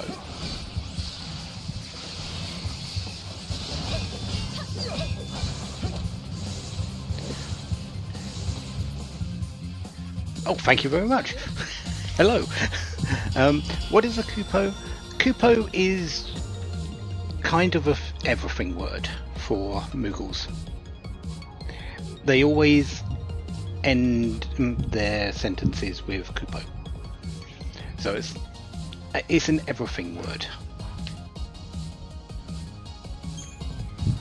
It's kind of like hey, or her, or yeah, one of those sorts of things. It doesn't have any particular reason, it's just a ending of their every sentence that they have. Yeah, you know, one of those affiliations.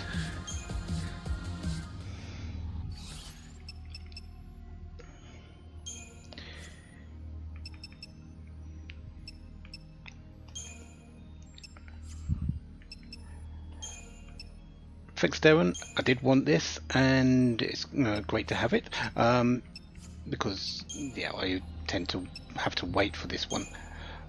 There is another couple of enemies that are down on 13, but I can't get to them just yet.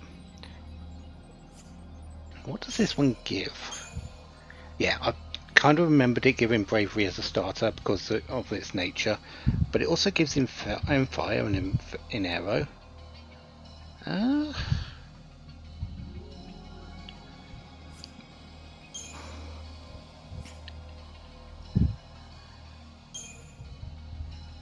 Interesting one. Not too sure if I'm going to be using this one because the feral link isn't as good, and synergists, I can get most of the synergies, most of the boons from Noel if I need them.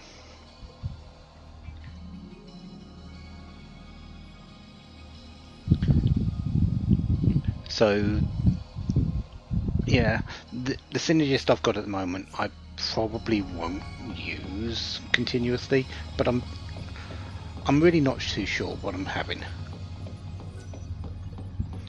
So this group is going to just wait in the center here.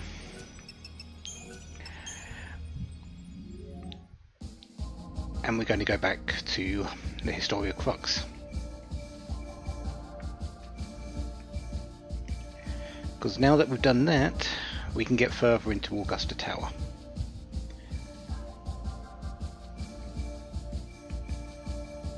Time and memory frozen in crystal. Serah and Noel have come to Augusta Tower to find out what is behind the horror overtaking academia. Here they discover a shocking truth. Hope was the one who built the artificial Fal'Cie. But what caused it to run amok?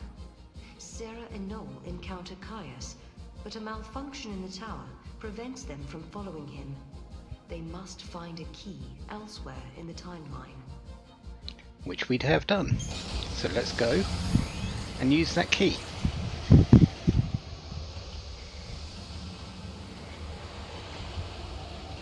Oh yeah, the other thing that, while I was muted, was I built up that fencer.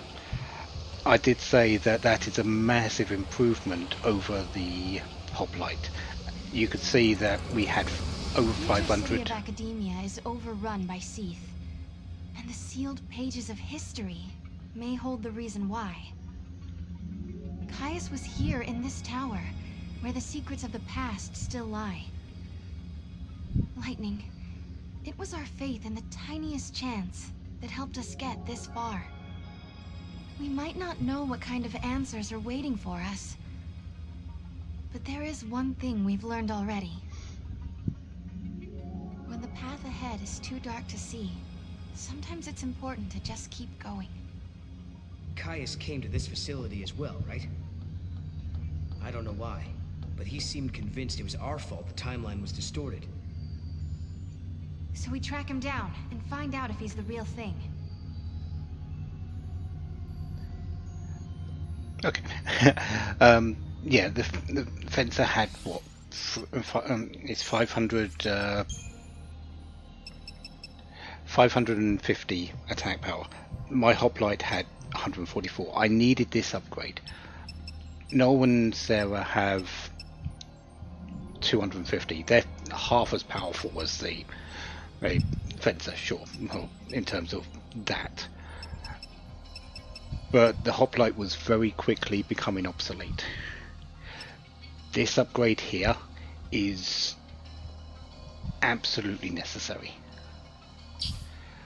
I don't know if it's going to be the one I keep hold of until the end. It probably won't be, but for now it is a much needed addition.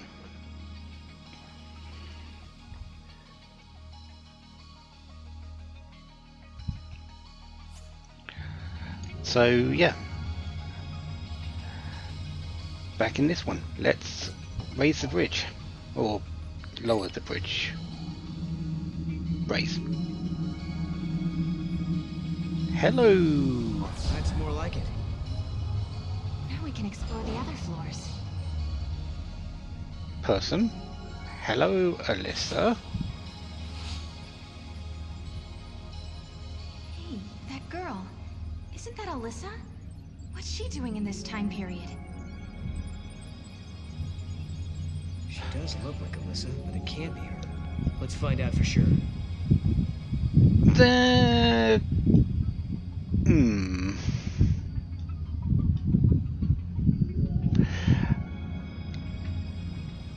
Well, I guess the only thing that we can do is ask. Also, gate down there. That's a wild artifact gate. We will be opening it at some point, but not for a while. I need more artifacts after all.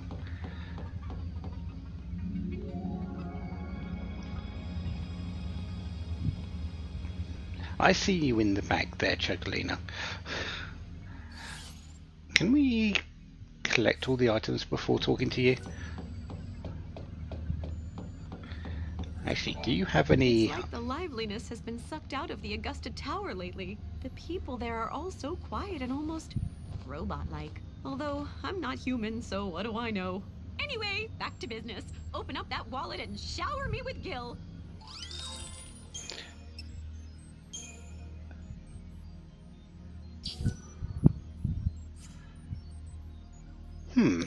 Sniper's Eye? That's interesting. I have enough to buy it.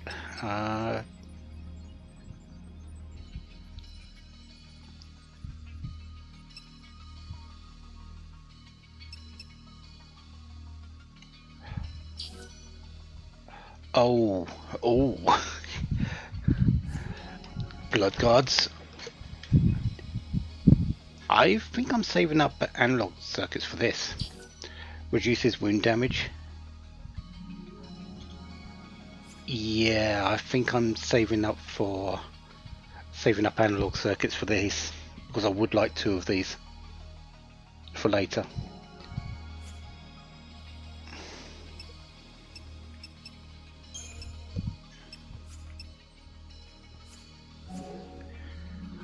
It's really quiet around here, so I've been talking to myself a lot, trying to keep things lively, you know? So, also, that up there. This is a very cheeky chest. You hear it, but you don't see it when looking around. It's up there. Paradox Agent Type A. That's my mom. The reason why I want to come out here is mostly because, well, I need to map out the place. We've got all those map quests in Academia 400. So we need to cover up all. We need to uncover all of these dark areas for this.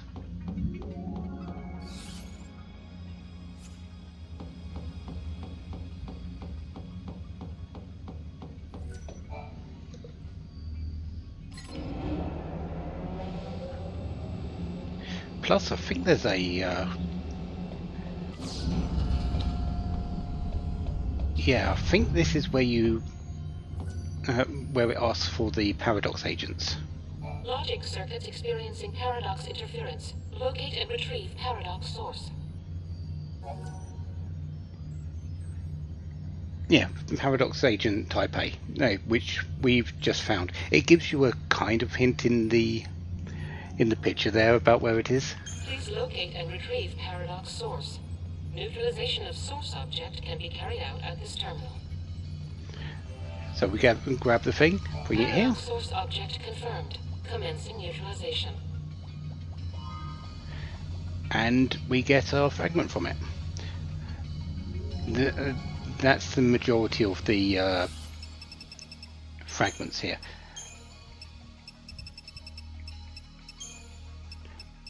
There is this one which we won't be able to get for a fair amount of time, but there are two others here that we will be able to pick up from this. Foreign axiomatic system overriding operating rules. Immediate paradox resolution required.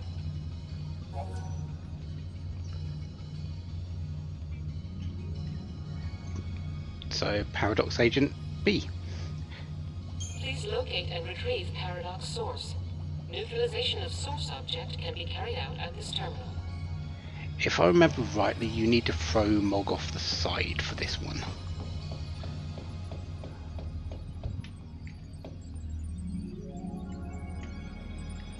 Where exactly? I can't remember, but you've got to throw Mog off the side.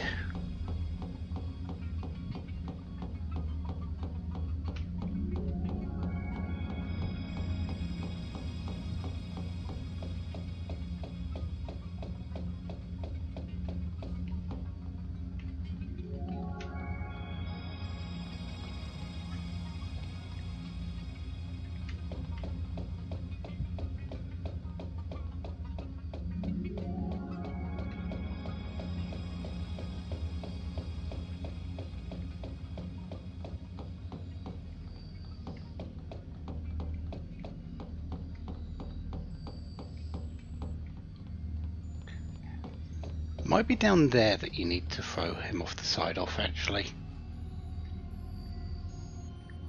That would kind of make sense.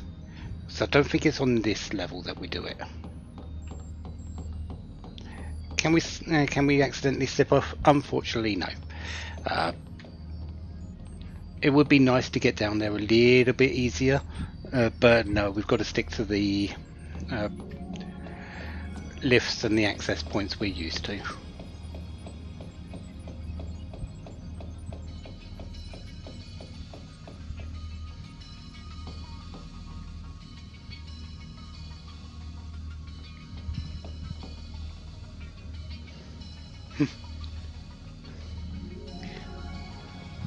I think there's safety net guardrails down below anyway if you do happen to fall off. At least there was. I mean, in terms of actual people here,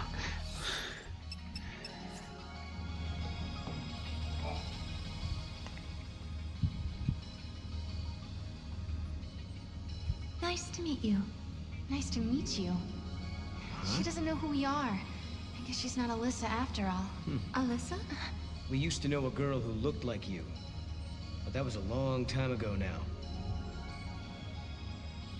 My apologies. I must recalibrate my previous greeting. It appears that you are acquainted with the original. Original? I am a duplicate of the Alyssa Zidell entity. My design is based on her biophysical data.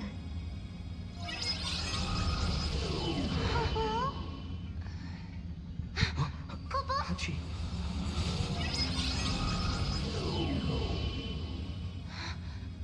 machine.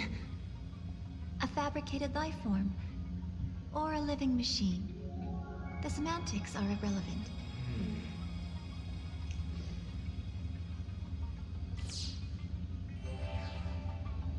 Well, Are all the people who work here the same as you, Alyssa? Yes, everyone is a duplicate. An artificial life form. well, that explains why the people over there didn't really interact with us. Androids, yeah.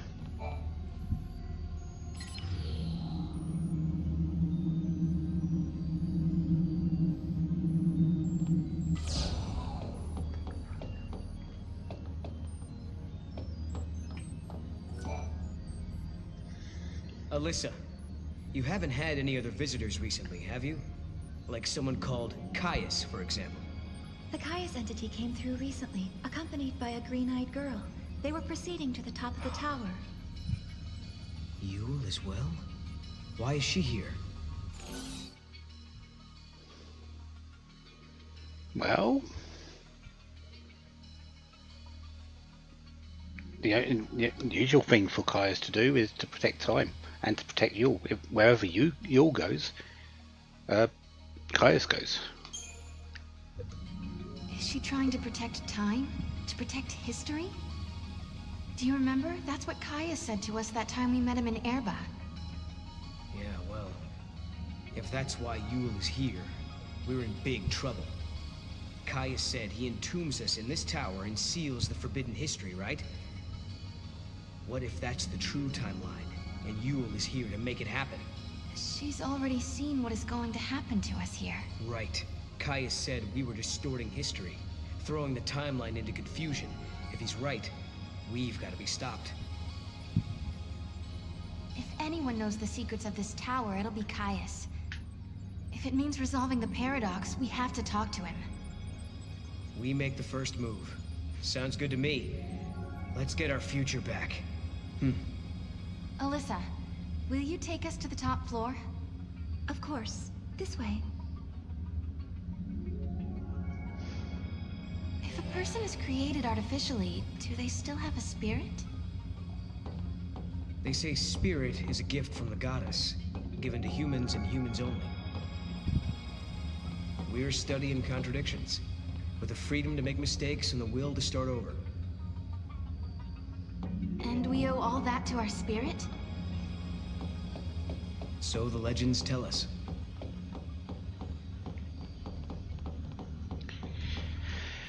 Save. Very, very big reason why I need to save here. Resume, please.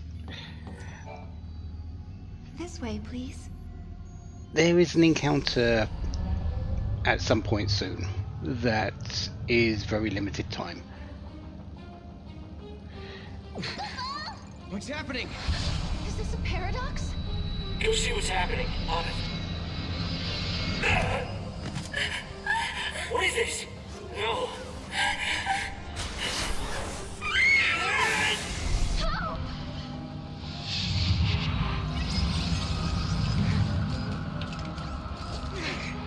And we need to make sure that we kill, we sort of try to get everything here.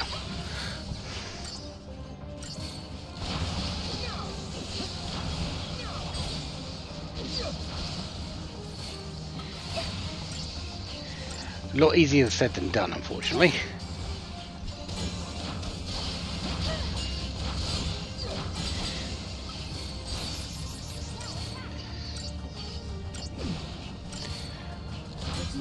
Most of the enemies here, at least in this grouping, do come back. There is one particular one that doesn't.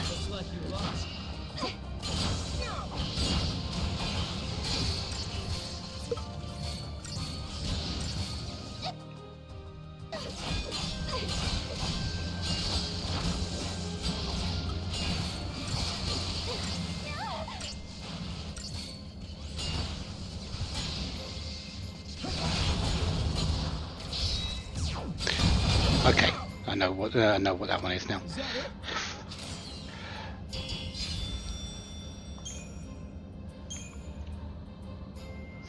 What the hell was that? This was an effect of the paradox. You just witnessed an event that took place on this spot 187 years ago. Wait a minute. So, you're saying the real Hope and Alyssa were murdered? Yes, after the tower was completed. During the Proto-Fal'Cie development project, the artificial intelligence and humans came into conflict. The artificial intelligence killed them? Because they were in the way? I'm afraid so.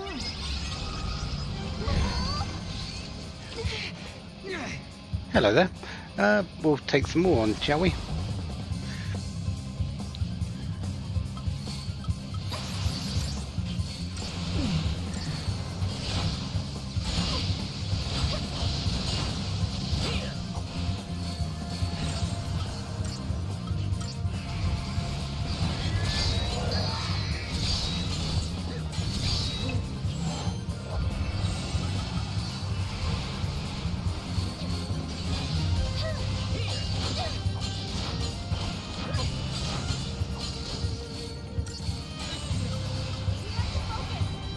This'll show you.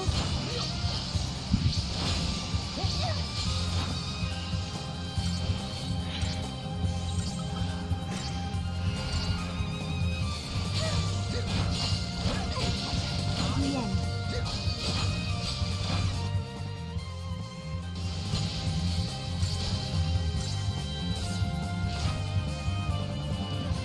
Did we get any of those? Nope. Hope and the others were killed in this tower. And then, after they were dead, the AI took control of the Academy. The broken Fal'Cie was created by a broken artificial intelligence. Humans were betrayed, and then they were wiped out. And the duplicates were mechanical puppets that were built to hide what happened.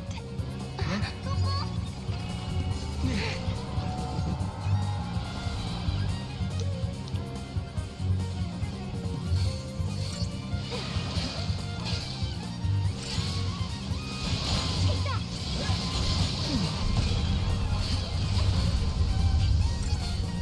This'll show you.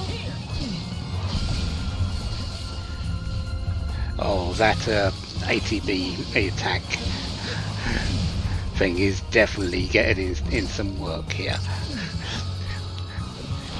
Hitting those multiple enemies. Oh yeah, definitely good. There's the Zerg's Metro Droid. So that's one at least.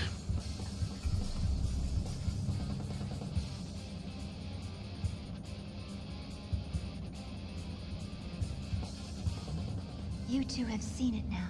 You've seen the forbidden history. People who know too much have to be buried.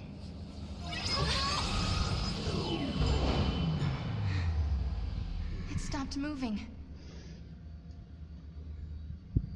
Looks like they closed the door on us.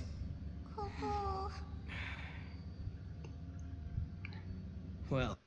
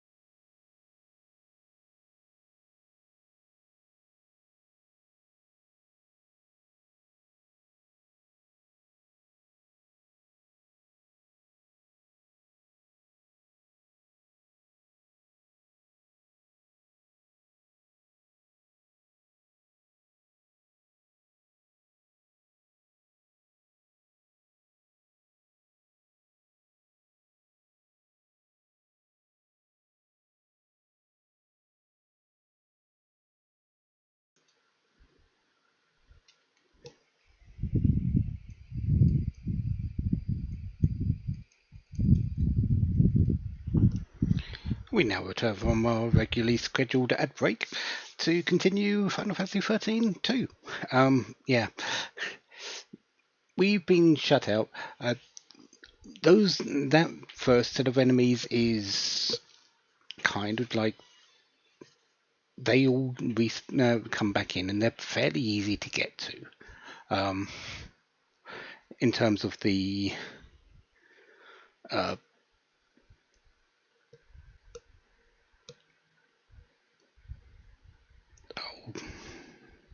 location of them, because you might have noticed until that we've had no encounters whatsoever. So that one's fairly easy to get back to get the crystals for later. There will be an encounter in a bit that we can that's a lot harder to get to, and it's a one-time spawn. So I will be resetting to get that one. Now we've seen the forbidden history. Does that mean we're stuck here for good? 200 years ago, you learned the forbidden history, and were entombed in that tower as a consequence. But now you stand before me alive and well once again. What can that be if not a paradox? Do you remember what Kaya said? In his memory, the next thing that happens is we die. That's why he acted the way he did. As far as he was concerned, we were supposed to be dead. He saw us 200 years later, assumed it was a paradox, and tried to get rid of us. But there's a way out. If we can survive now instead of dying, that will automatically change history. We can save the future. Agreed. Alyssa and Hope's fate are in our hands. It's not over yet. Not by a long shot. After all, if we change the future, we can change the past.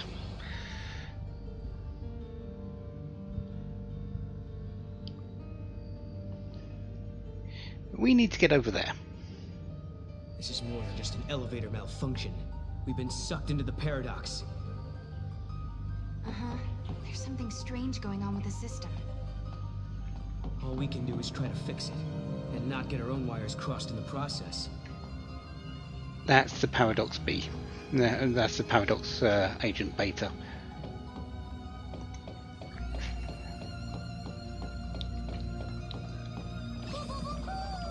Pretty sure we don't have any fights here at all. Oh, so we're pretty free to do. Oh no, that's the Silence Gate seal. Okay. Oh no, we do have enemies. Yeah, there's Vestige soldiers, one of the ones that returns. And so we're good for these. So we can still get this and the Orions.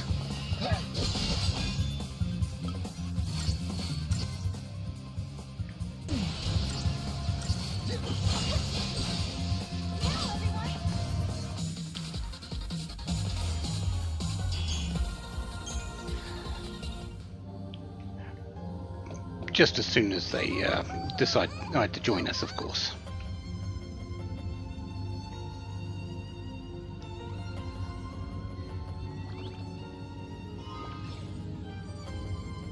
To be fair, we didn't really come up too far because that level just below us is actually where we just were. It seems longer than because we were in those fights. But yeah, we didn't actually come up too far in terms of distance. Oh, hello, Blood God. I'll just take one straight up.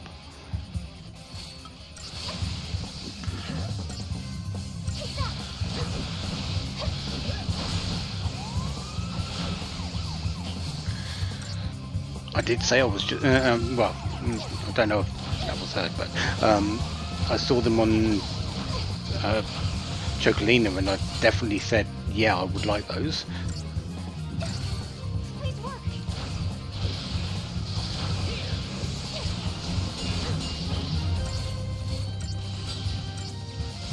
Okay, that part was good.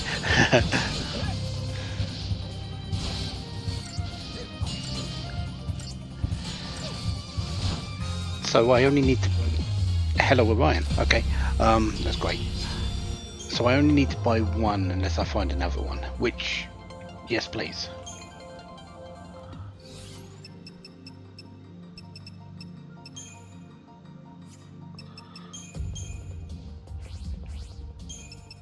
I can't equip it at the moment. Yeah, because I don't have enough capacity for it. But yeah, Wound Ward 2 is going to be really important later.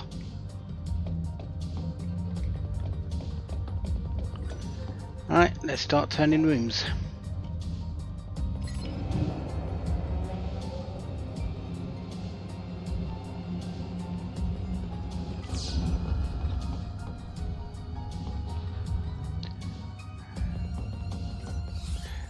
Because basically we need to get to the one that's got the mark there.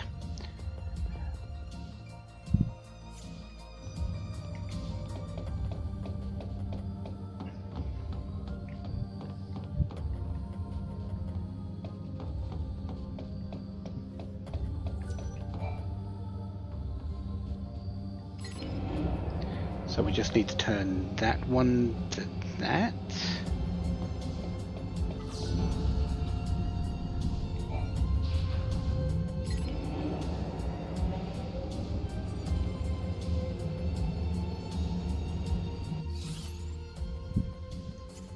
No, I should keep that one as it was, because I need to get to the outside. That's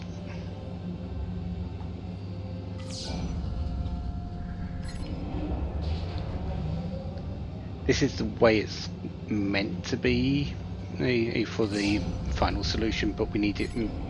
We need to get around to the outside perimeter first.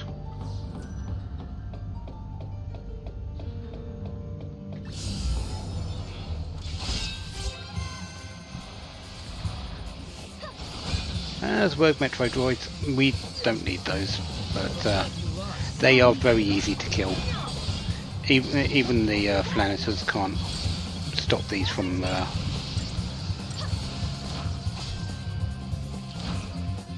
dying very quickly.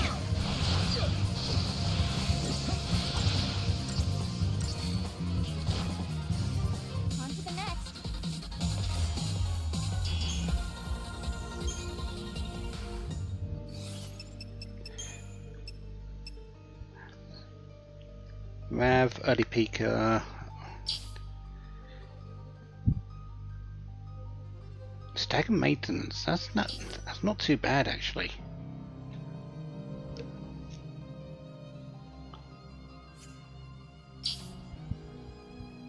Multicast, Blizzard, it's interesting. And Orion Commando, pretty much similar to the Ravager, to the Fencer. But you come with quick stagger as well. Okay, just locked in. Yeah, I could probably work with that as well if I wanted to, but let's not. I'm good with what I've got right now. I don't want to spend too much more money in what I gained there.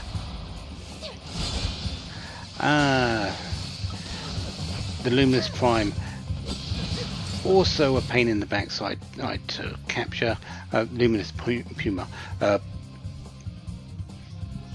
This is kind of like the Fexteran, just I think this is the Faith version.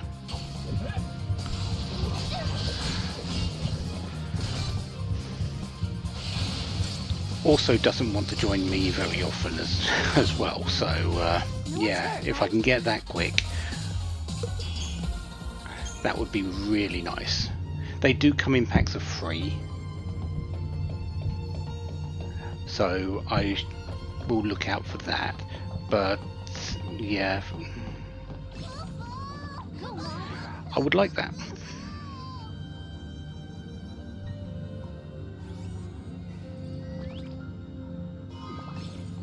Phoenix down.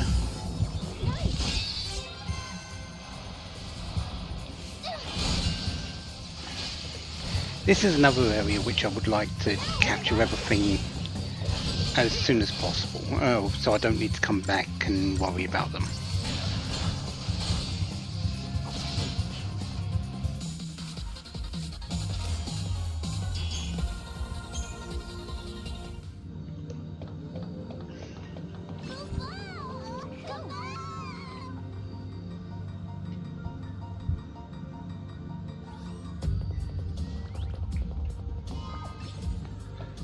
Snipers? That was the other one we saw, wasn't it? Yeah, the pressure. Nice.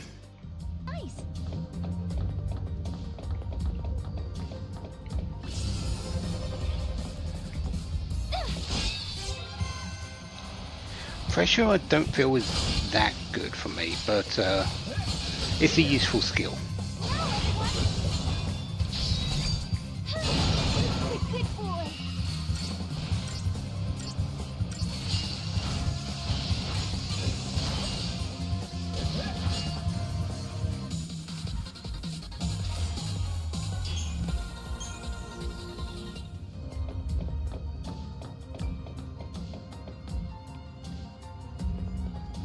Still kind of looking on the lookout for this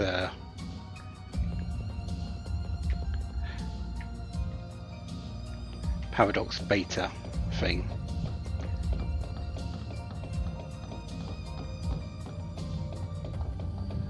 I've been to the outside ring though, so we can.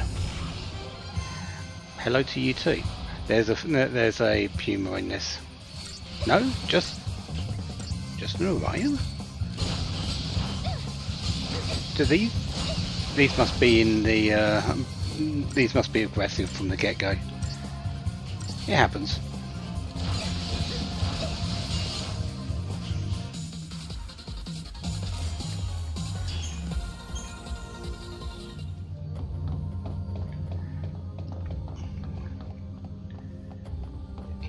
So now that we've gone to the outside perimeter, we can go and grab. We can go and turn this round and get to the end.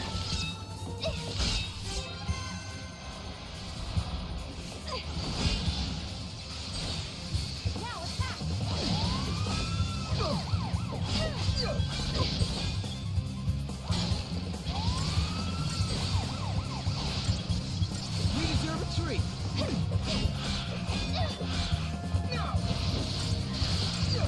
I really like when Serah gets that sword out, because it's so quick on the actions. But again, I've said it before, it depends on how she's feeling and what distance she's got.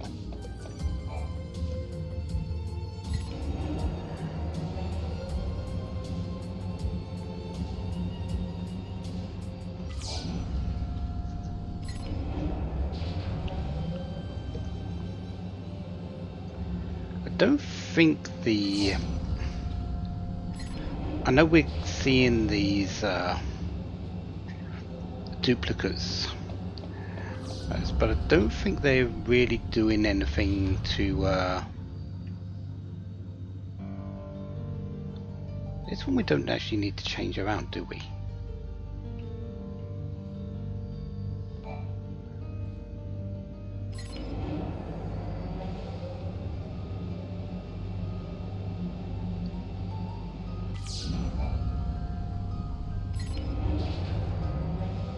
No, we didn't.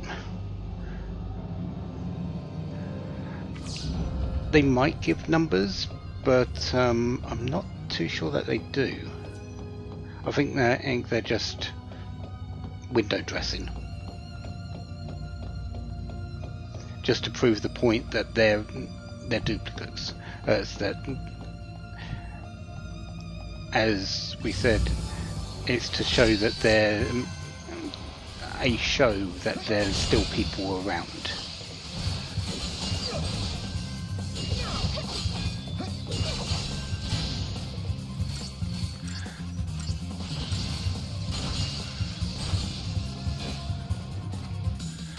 Still no Vespid soldier.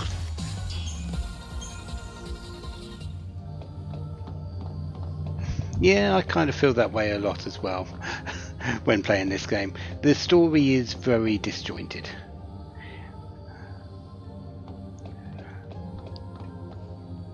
So it's kind of hard to really figure it out, but yeah.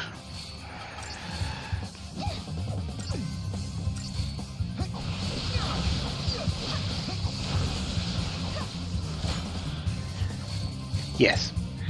The people that were in this tower all were killed in 13 AF at this point. It's been duplicates ever since then. Is that the same for everyone in the entirety of the history? I don't think so, but I couldn't tell you for certain. It sometimes feels that way with the way people just pop up in places.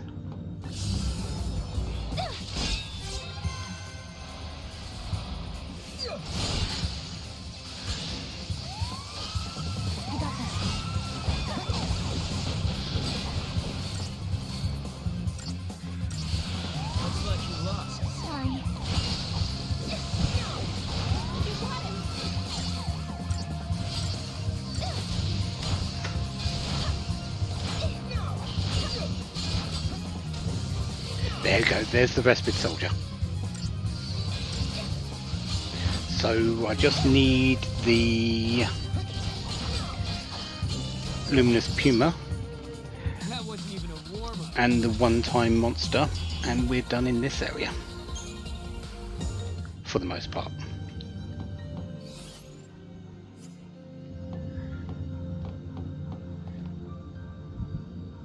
How do I get into that onto that one there?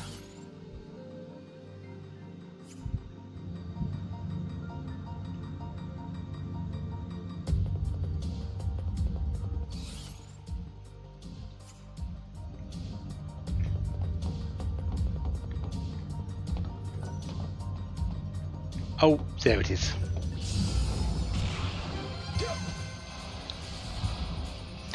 If you would like to join us in this fight, Luminous Pumas, I will be really happy so I don't have to run around. This'll show you.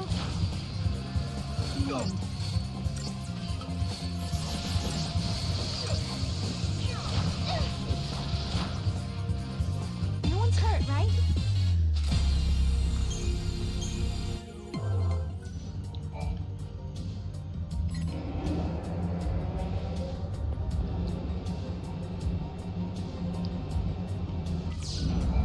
Need to spin this 3 times, just go out onto the platform just to map it out, and then come back in, turn it once more, and then we can interact with the screen to get continuing on.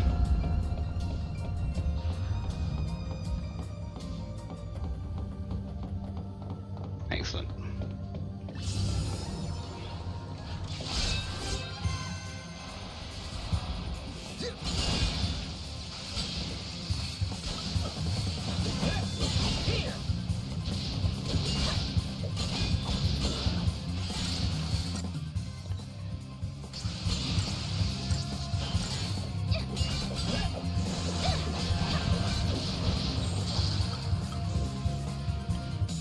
I was going to do a feral link there to see if I could get it easier, but it died before that could happen.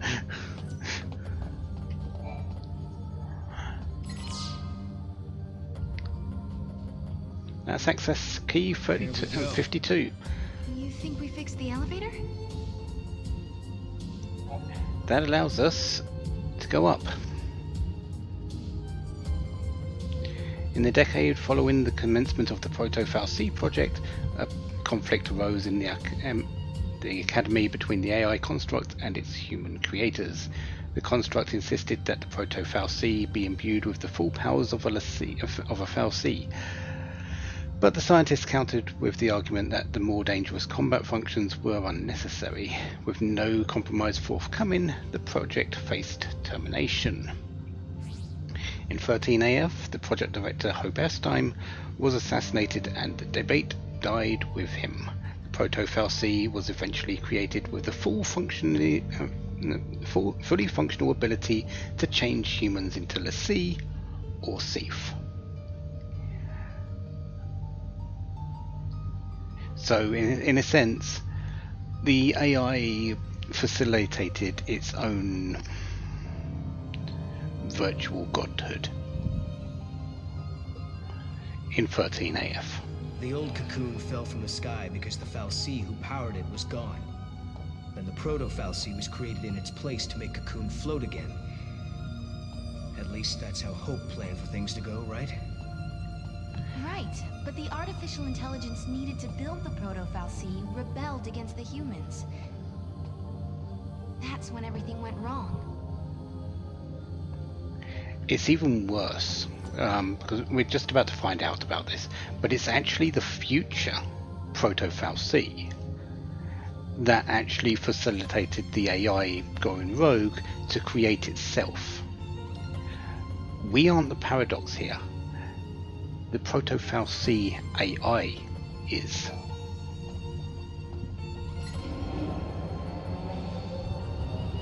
It's a bit of a spoiler, but it is kind of part of the story here.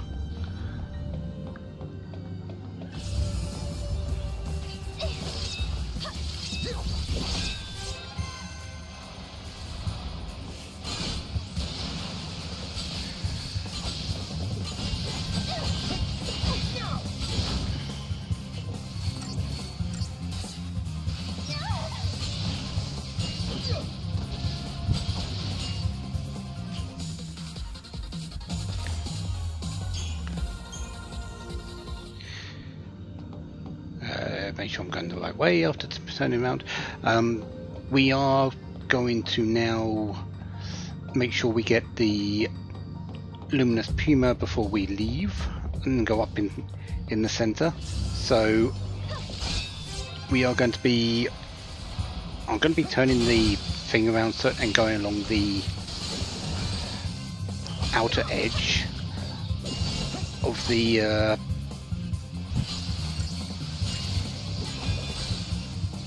circles.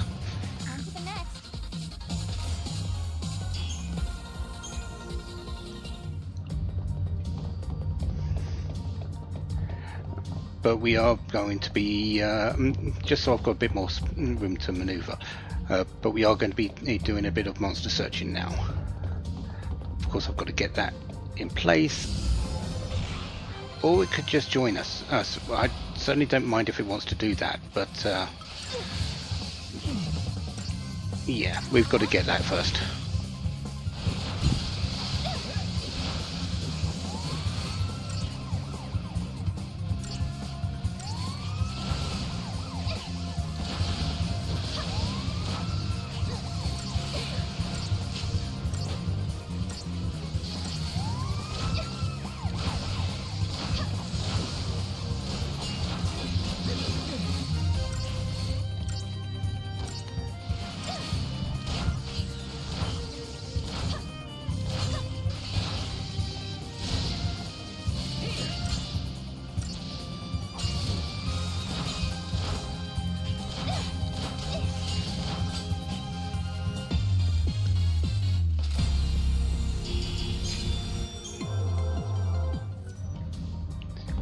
So it's this one.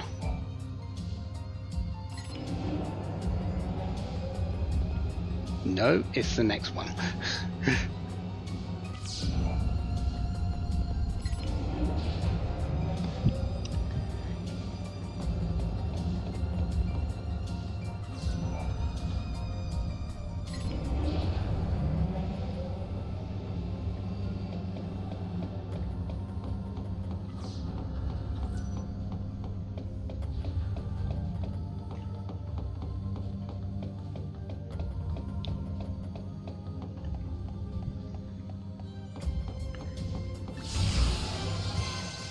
Yeah, a couple of Planeters and a Orion.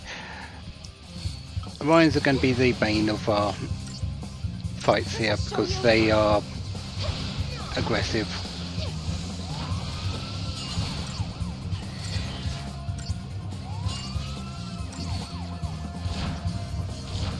So I'm kind of hoping that the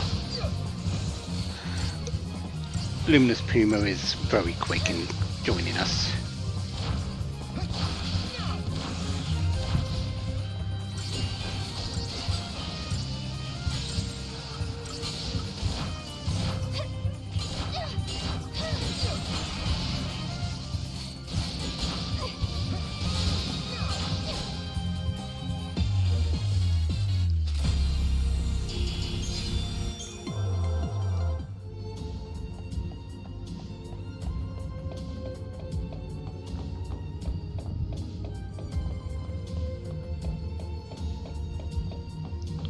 There's not much space to move along here, but it's a little bit better than some cases, and I don't have any space to move in that, so I've got to get into the fight.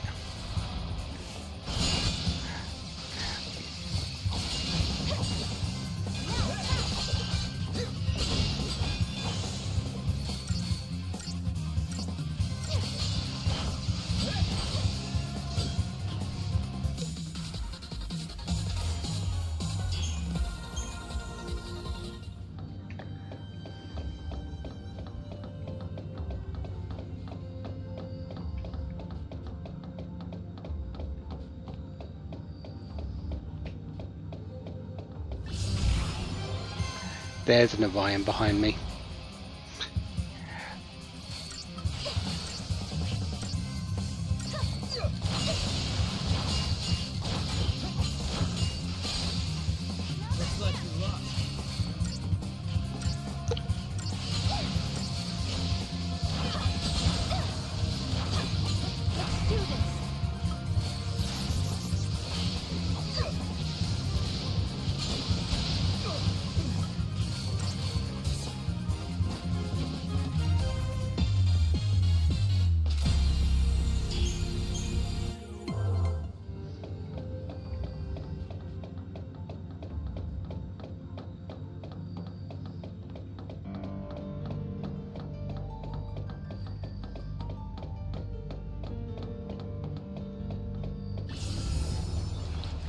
That's an Orion. Can I get away from it? No. Not a chance.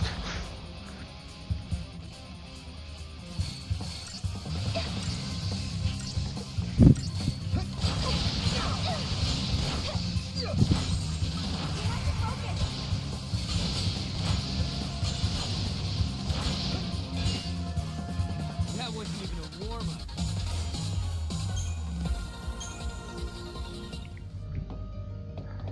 I think the best thing I'm going to have to do is actually spin around here,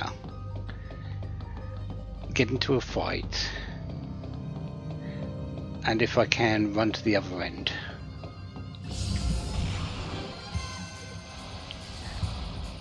Hello there to you, Luminous Pumas. We would like you to join us. So I'm going to do a couple of things here. We're going to do this.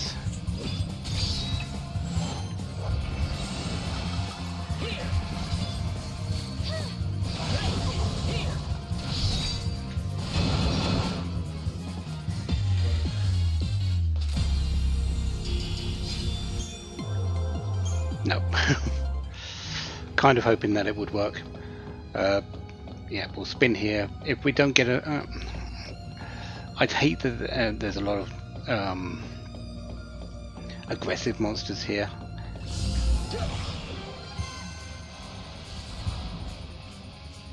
So we very well may have to fight everything anyway.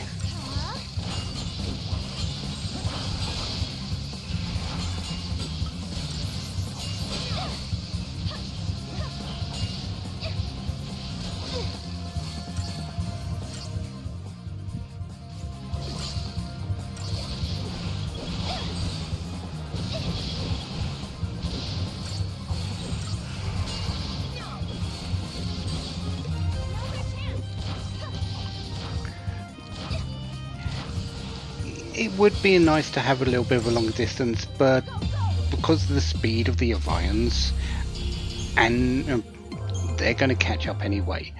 The only things I can really run away from in terms of the fights is if there's Vespid soldiers in there.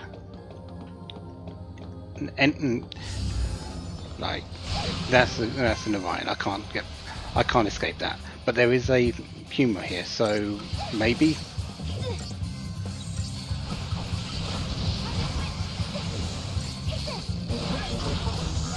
That didn't join me, and it's already dead, so the feral link was pretty much useless there.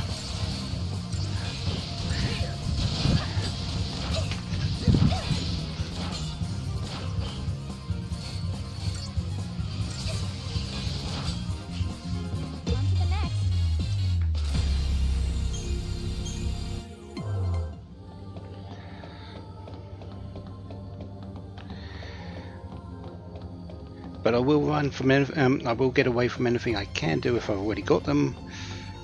But it's just like that one I can get away from. There's two Vespid soldiers. If it's Vespid soldiers and the Cabal droids, we're good.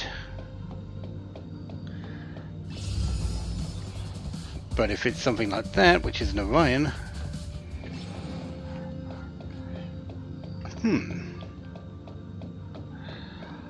I kind of saw how that worked, how I got away from that.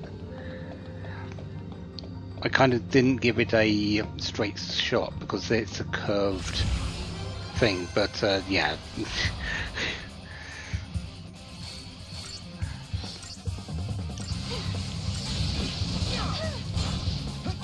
Don't expect me to get away from any Orions.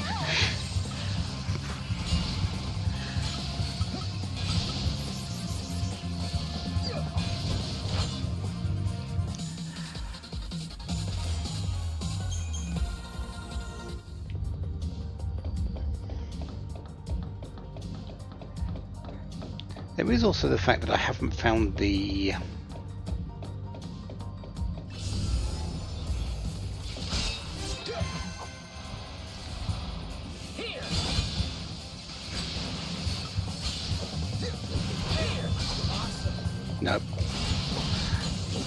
the Paradox Beta, which I should be able to get to.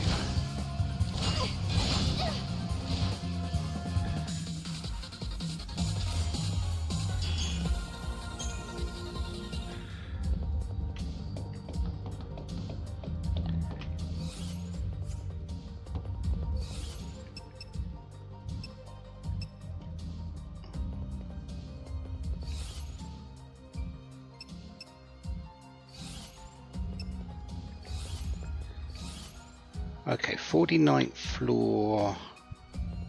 It's probably on there actually.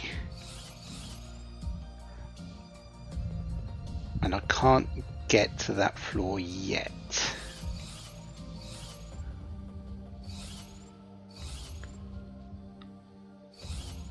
Might be on the 50 might be on the 52nd floor, and the third one is on the 49th actually.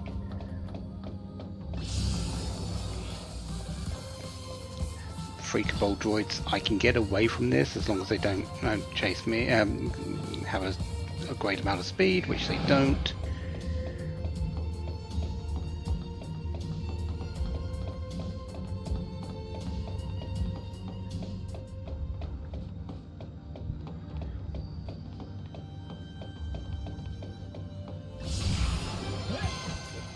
There's some Luminous Pumas here, so let's see what we get.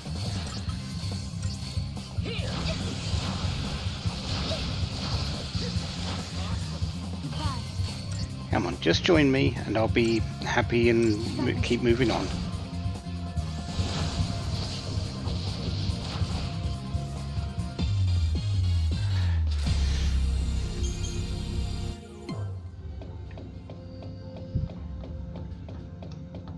There's always one enemy that just doesn't want to join me, and this is usually one of them.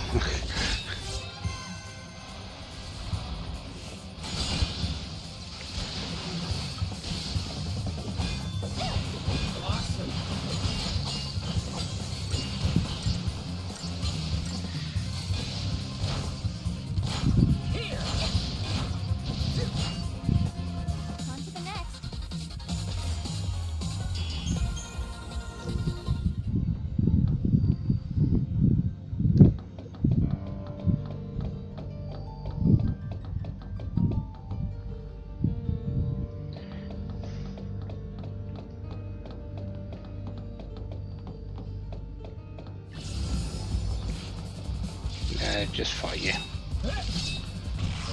I probably could have got away with that. Got away from that somehow.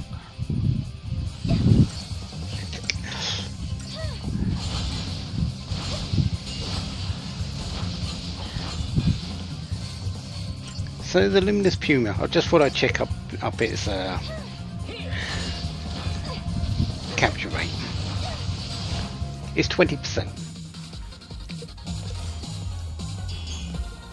The luminous puma capture rate is 20%.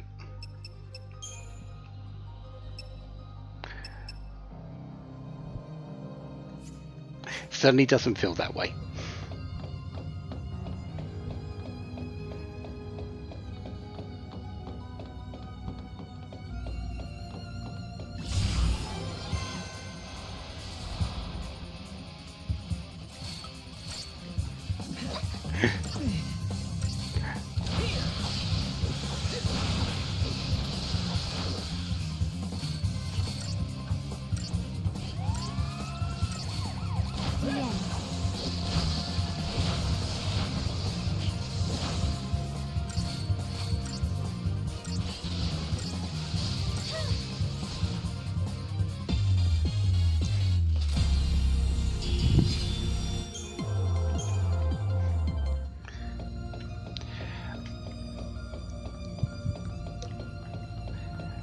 Sometimes you get these types though.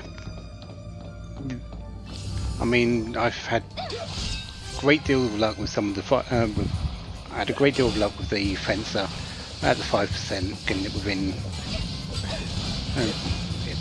in 7. I can't really complain if something decides not to join me very quickly.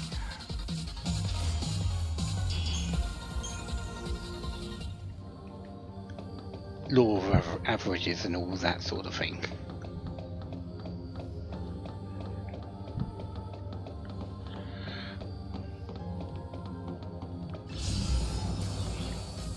Oh, hello there. Would you like to join me this time?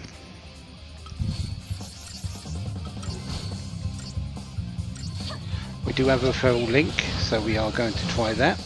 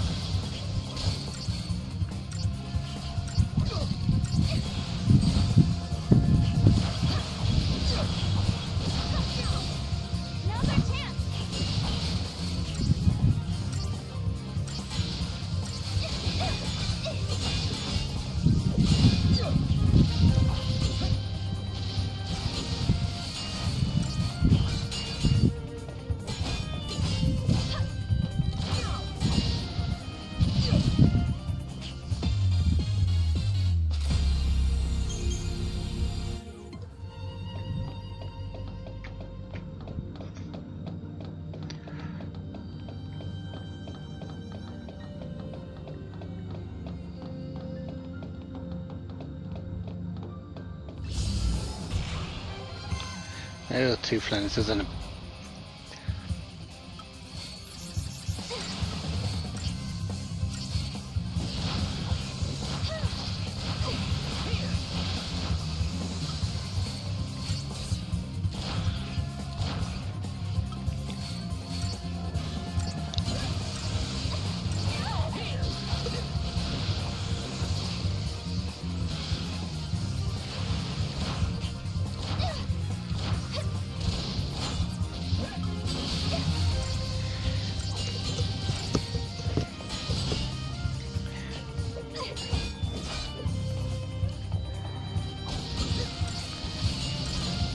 I could wait until I've got the increased chance fragment skill. I suppose I could, but I kind of don't.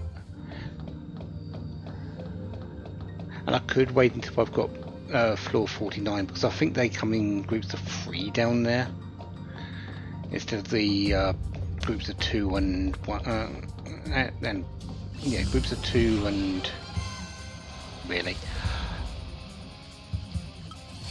And stuff here, but they're common enough. It's not like the Luciodon, which was on in Urba. It's not that it's not that rare of an encounter.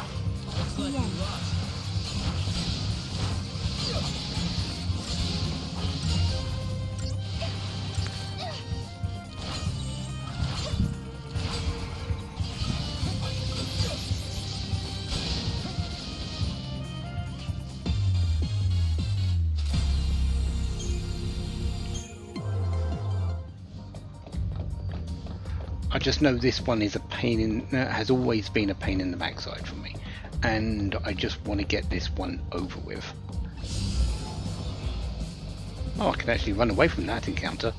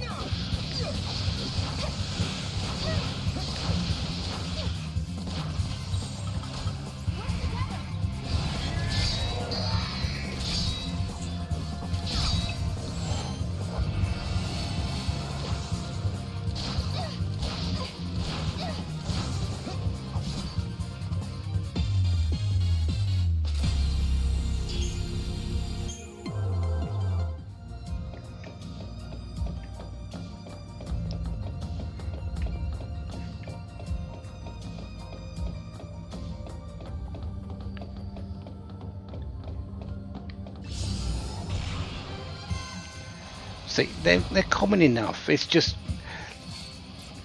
the amount of time it's taken for them to actually join. I mean, it just feels very disproportionate.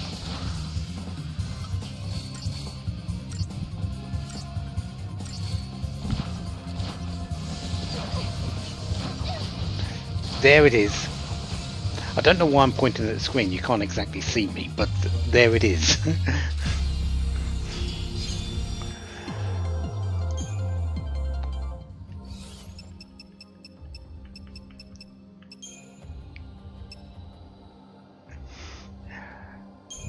So this should be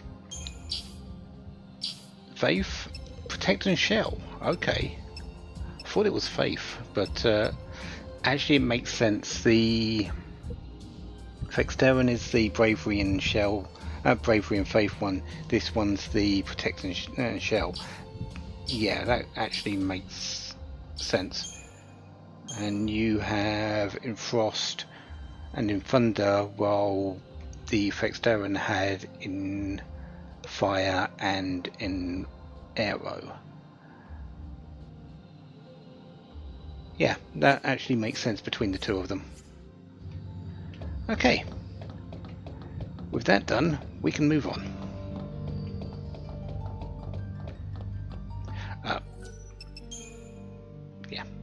Let's do that. I'm going to save again when I get to the center, but just in case I die. I doubt I'm going to die, but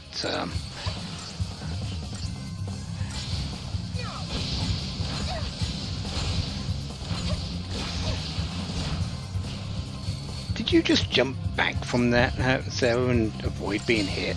I'm not completely convinced that you did, but it looked good.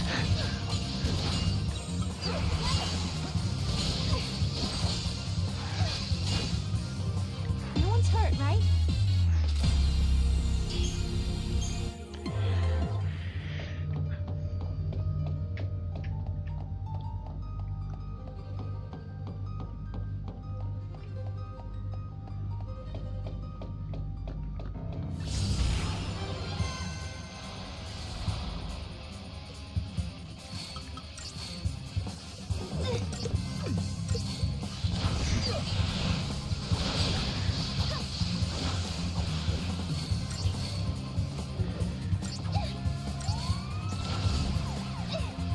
You deserve a treat.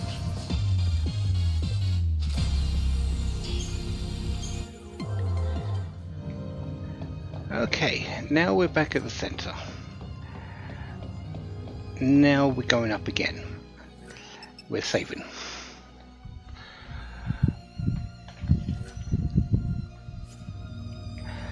Because this trip up has a one-time encounter, one-time enemy. It appears nowhere else, and it is tameable. So this is going to be now trying for me to capture this. It's the Greater Behemoth, I believe it's called.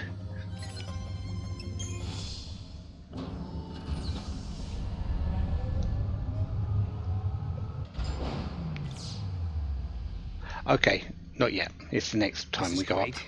The artificial intelligence that killed Hope and his team now seems hell-bent on killing us. So you don't think the Proto-Fal'Cie and the other AI are being controlled by Caius? No, I don't. Someone else is pulling the strings.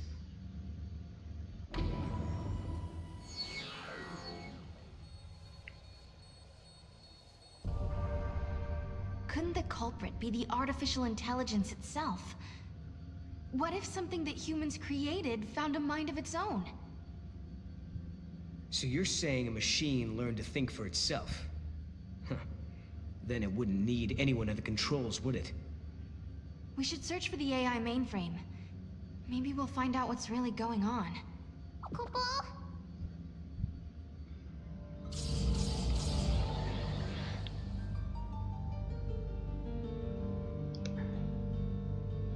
In terms of enemies, we don't need to worry now. I bet that's where Caius is. But we do need to pick up all the items that are floating around.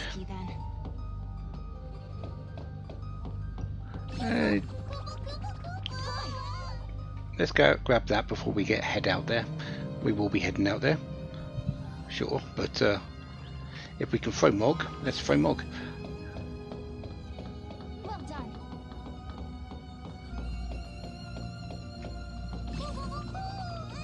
Go, Mog.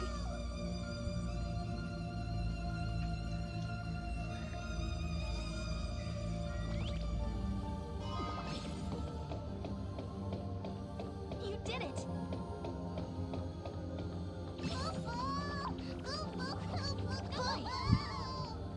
Can I reach that far one? Well, I need to go out there anyway, so no point worrying about it. Magistral Quest. This is fairly good if I remember correctly. Yeah, just bonus magic, chain bonus, and ATB gauge. It's expensive at 75. You're not going to have too much with it, but it is really good. Awesome.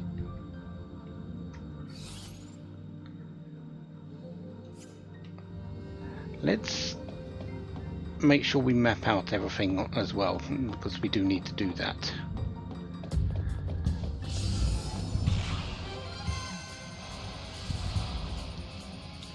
Ah, 2 Orions.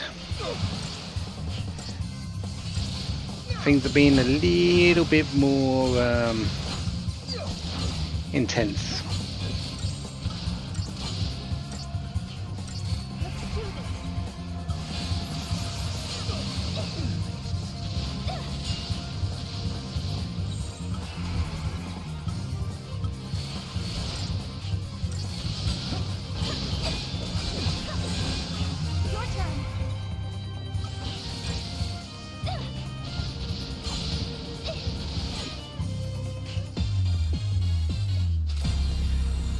I'm gonna have a lot of CP to use in a bit, aren't I? Yeah, I might have 15,000 already. Flippin' heck.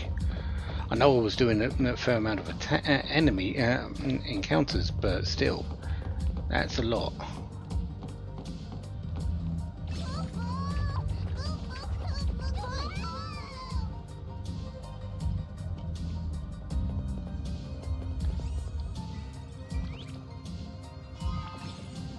Some money. Excellent. Money is always nice. Oh, I forgot about you. Hello, Dragoons.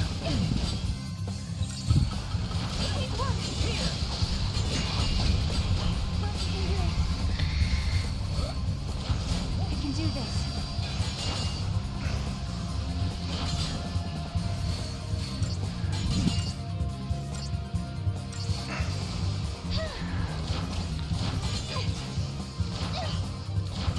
Dragoons, we need a sentinel. If you don't, they will hit everyone. If you've got a sentinel, they will pinpoint on that sentinel only.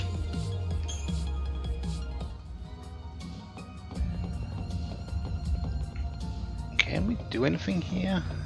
I mean, we can map that bit out, but we can't do anything to turn the... I think it's that console that turns this particular one.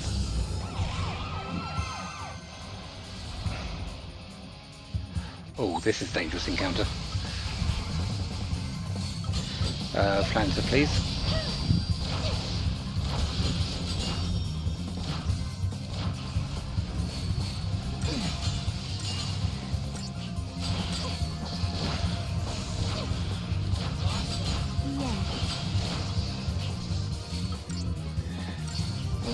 We're going to foul link because the Dragoon is able to join us and it might increase the chance.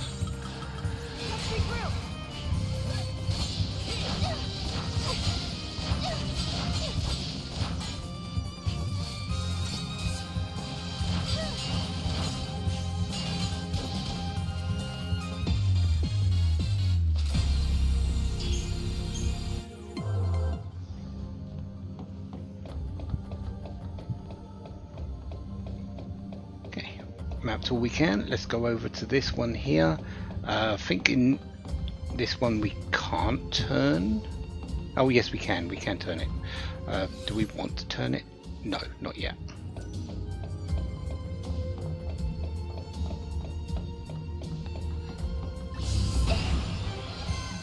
Hello, Dragoons.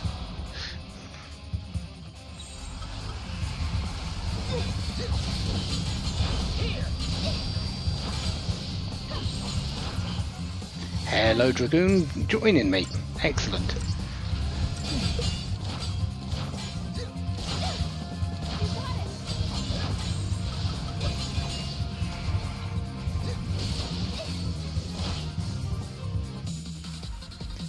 think that's... Is that the last one? It might be the last one. I'm pretty certain that's a commando as well. Yeah. Early peaker, fairly strong on commando for early on ATV charge, so fairly quick as well. Yeah.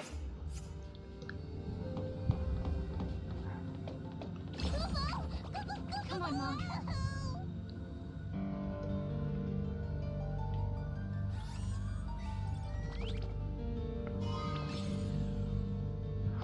Platinum Casino ticket. That'll be nice.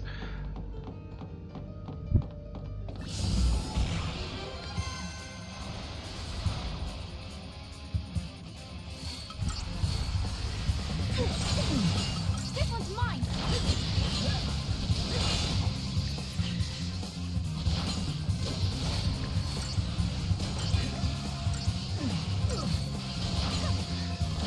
Ad break is just about to start, so I think it'll be the last ad break for today, and we'll be heading out in about half hour after this.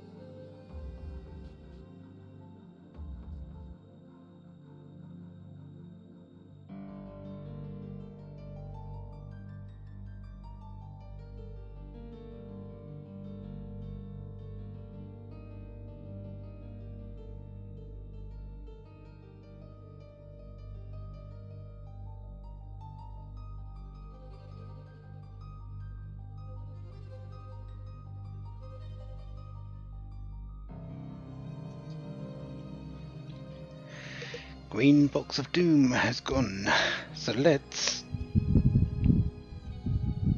continue on with the game for a little bit longer. At least get through to the fight in question, so I can show it, and yeah.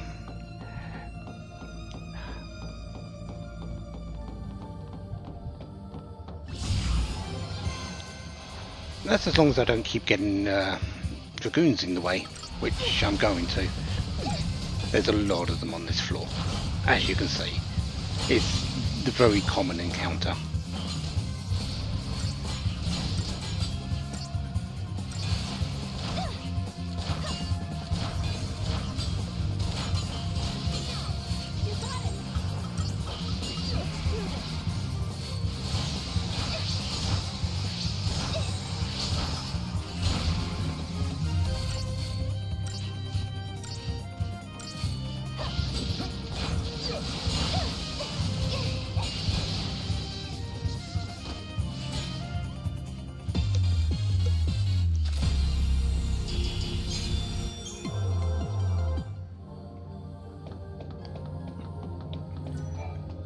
We turn this one while we're inside it,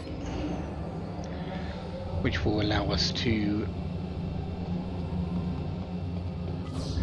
map out where this treasure chest was.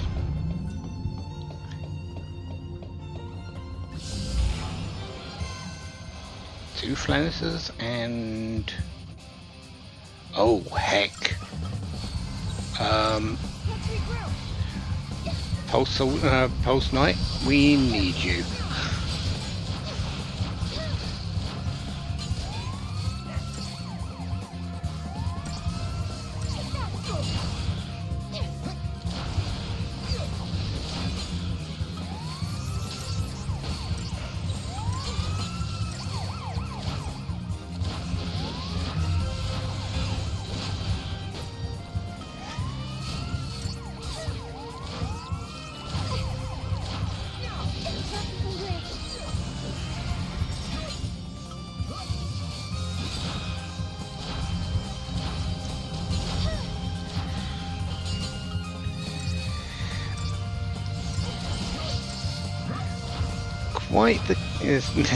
Quite the encounter. Those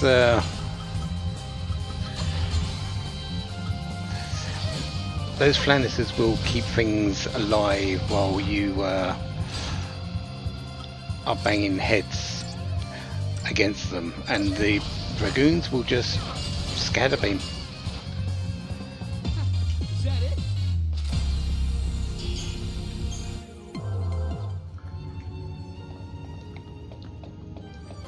Okay. Any items which are just sort of floating around? There is one over there, which we'll be getting. But first, we need to turn this around because we need to turn the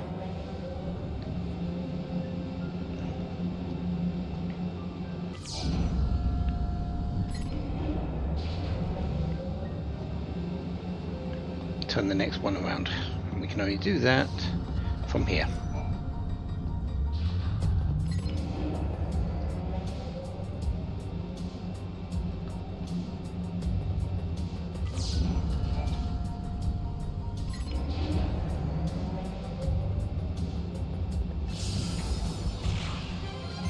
This is another double, isn't it? Oh no, it's one of these. Okay. This we can probably get away with.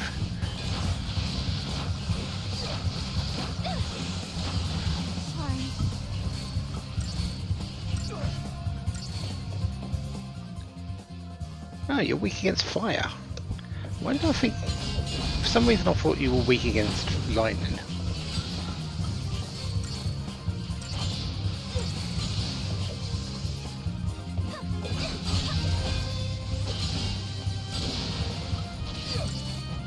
I guess as a machine you usually expect lightning, but of course the Rhines are weak against fire as well.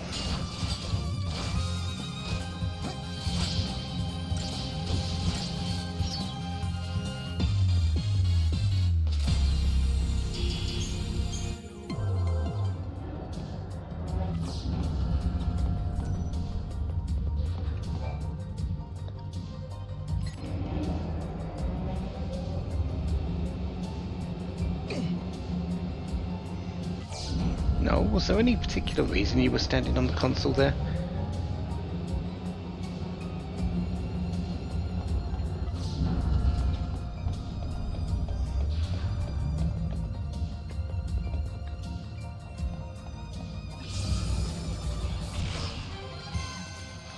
2 Orions. Okay, that's fine.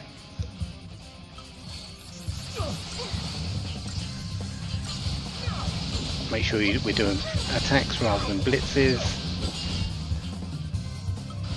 So we're focusing one down.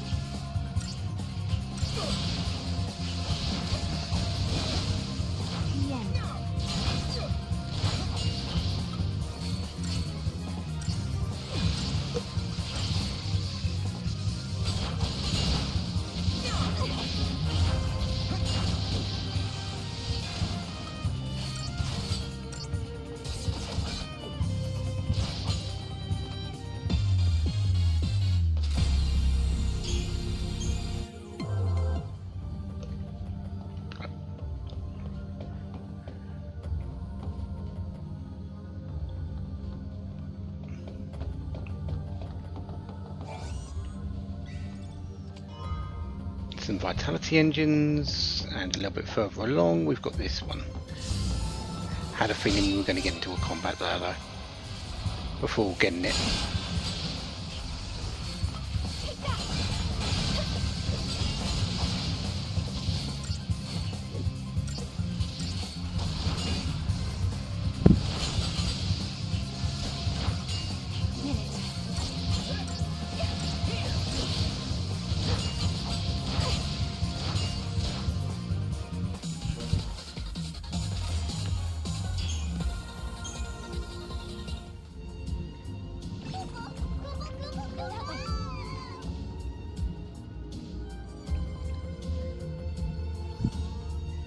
Still haven't seen the...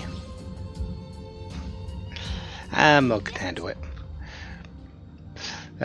Still haven't seen the Paradox Beta item, which...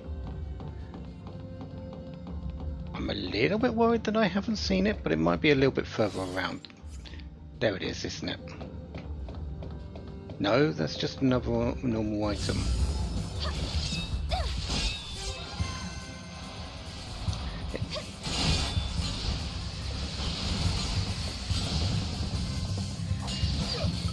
Go after the Dragoons first. The Orion is dangerous, sure, but it's not. The Dragoons are worse.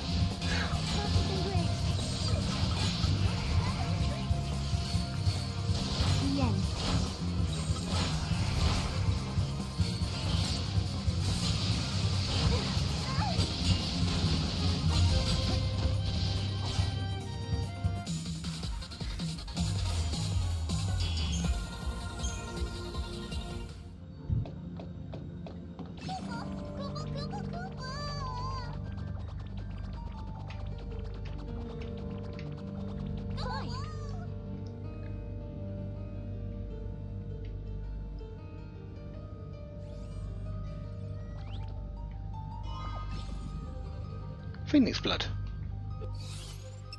What's Phoenix Blood? Oh.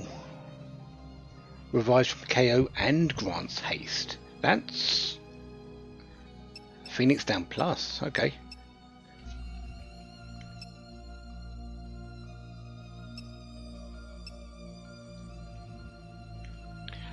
I need to use some potent droplets because...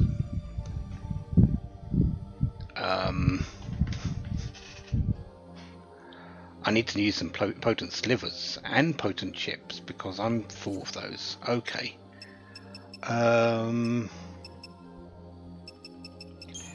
Let's find a random monster that I might increase later.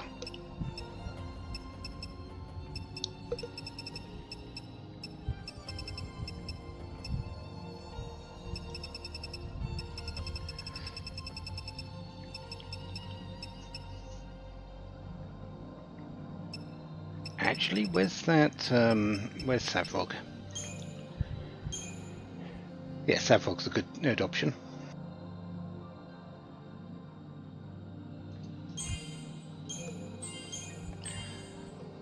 Probably should put power behind it rather than potent, but I've got so many potents I need to get rid of them. There's Blitz for it.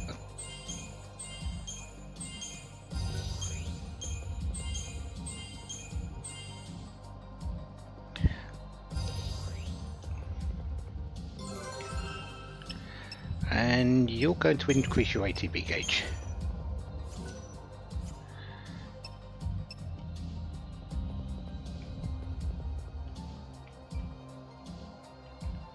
Do we go potent again here? Sure. Get rid of these.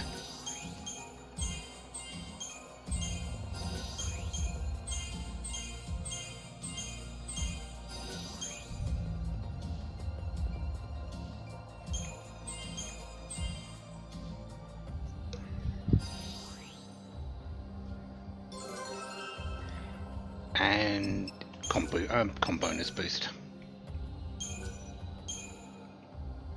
Not going to go any further with this because we don't have many potent orbs, but overall not too bad so far. This one goes up to a high level, so we can't expect it to be over and done with very quickly.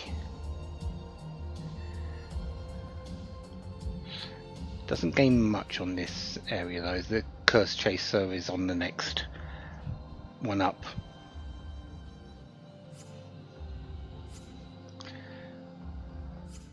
Anyway, that's at least... Actually, I've got chips as well, don't I? That I need to use. Potent chips. I've got 90... Yep.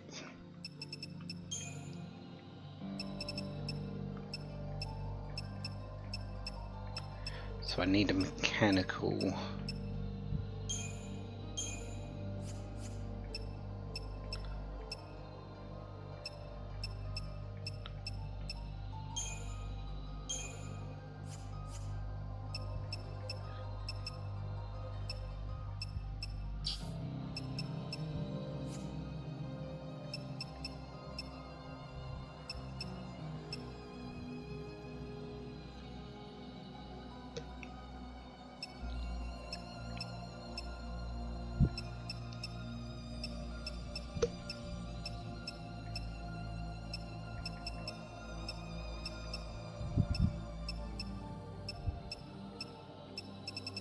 Only ones I've got are the Sword Scandroids, the Cabal droid. No, actually, that's 2.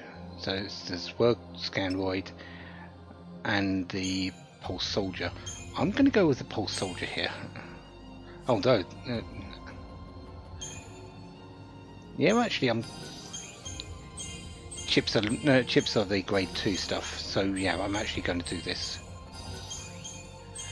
Because the Pulse Soldier I might use to replace the Pulse Gladiator. So we'll use the potent chips here. Send boost.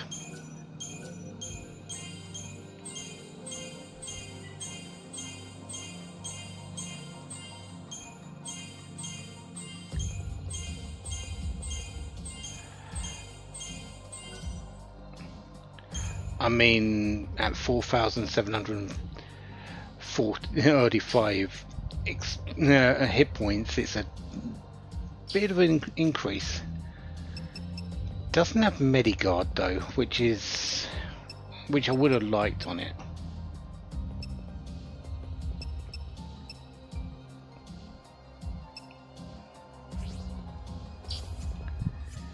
Oh well. I've used some chips. That's the main thing that I needed to do.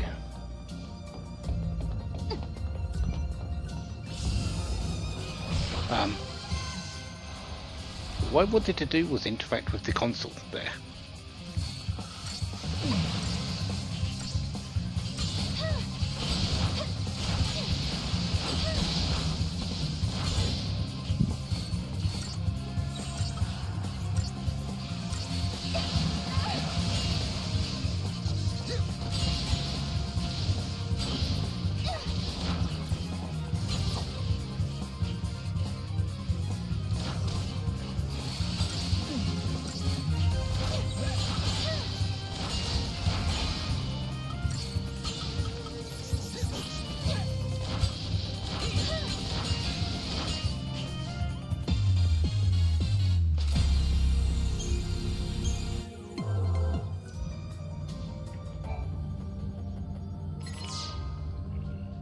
Top floor access key.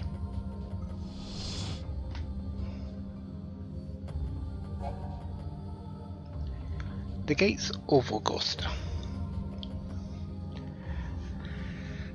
This information is accurate as of the year 200 AF. The highest floor of the Augusta Tower is the site of a gate that behaves differently from a standard time portal. Instead leading to a virtual space within the AI mainframe. To activate this special gate, one must climb to the top floor of the tower and directly access the AI's core. This is the last key. Next up, the very top floor. And that's where Caius is waiting for us. Someone who looks and talks a lot like Caius, at least. Yule might be up there with him, Kubo. You might be right. Why would the Serah come here? Why not? She's meant to be everywhere. So why not come here? Where is that special one-time monster? We're just about to go and fight it. It's when we go up in the lift.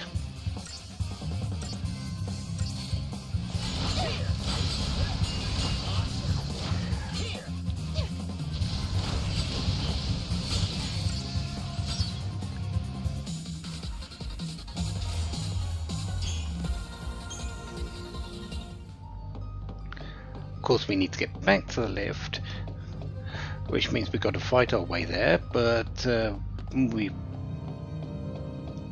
will get there eventually.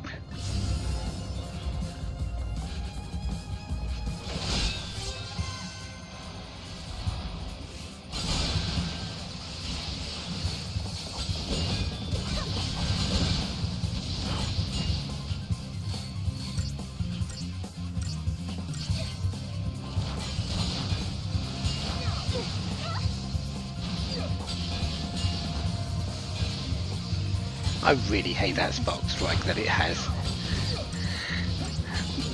That floats the enemy for a little bit, or your character. Spark storm, but still.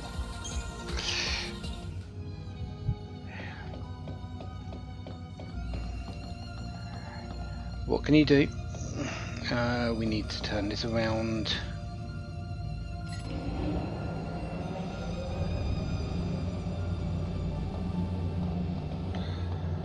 And that puts us back at the entrance. Really? I didn't know you could get fights on the middle here, but apparently you can.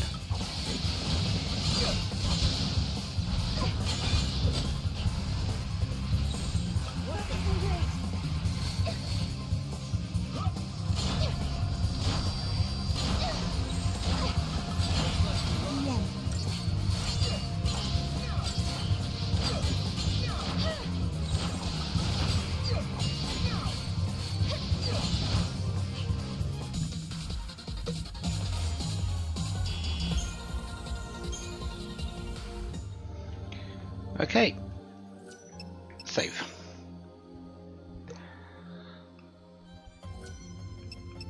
Resume, talk. Well, use the console.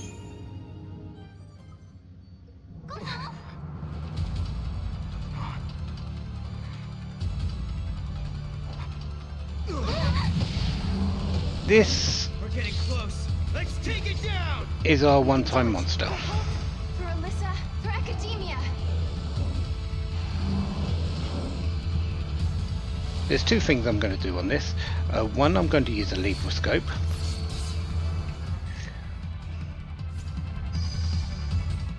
The greater behemoth.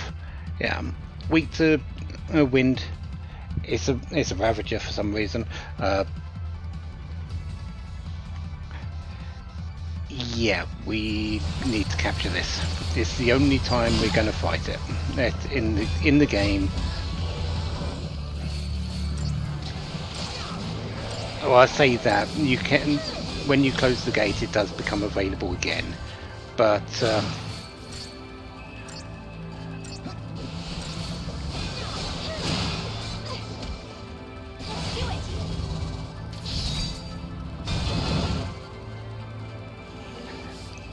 You don't fight it anywhere else. This is the only place you fight it.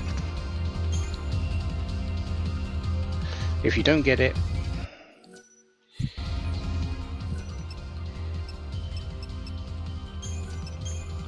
you reload. I don't remember the actual thing, the capture rate for this one, so I need to figure that out. I need to check that. Don't think it's that bad because it's a one-time monster, but it's still Time and memory. exactly what you need. Exactly what you think. You've got one chance to capture it. It's a lot like the. It's similar to the fencer that we fought in 400 AF, but this one's a lot more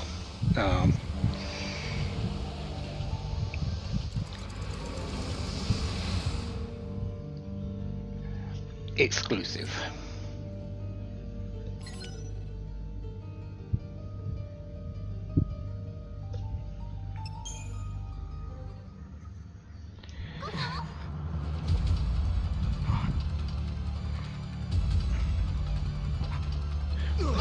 Okay, never mind, it's 3%.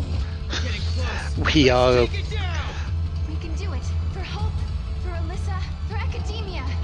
We are going to be here for a while if it's 3%.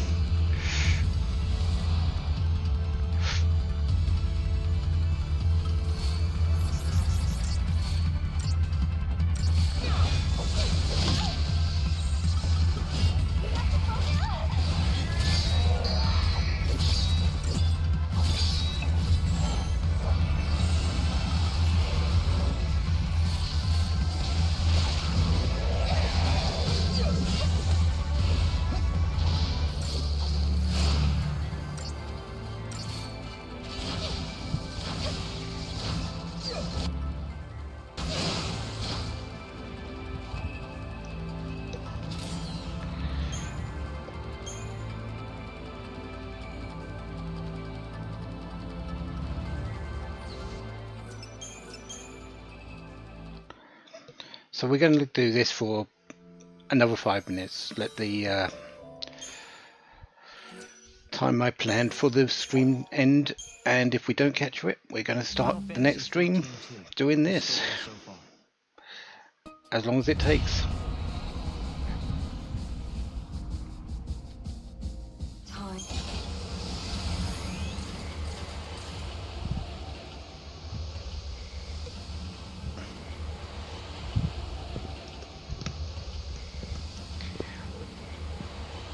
This is one of the ones I should leave. Come back with the increased chance fragment skill or to capture enemies, but honestly,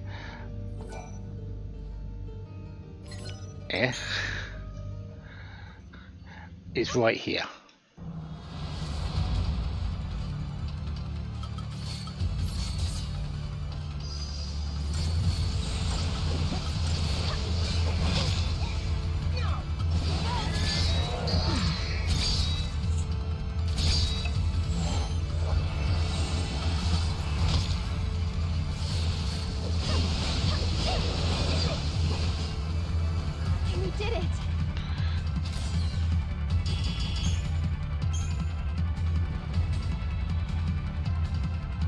I do need to come back for this because it's got a gate that we can't access at the moment on the 49th floor. We've got the Paradox Beta thing that we need to find, which I think is on the 49th floor or at this point, and there's one more that is also down there.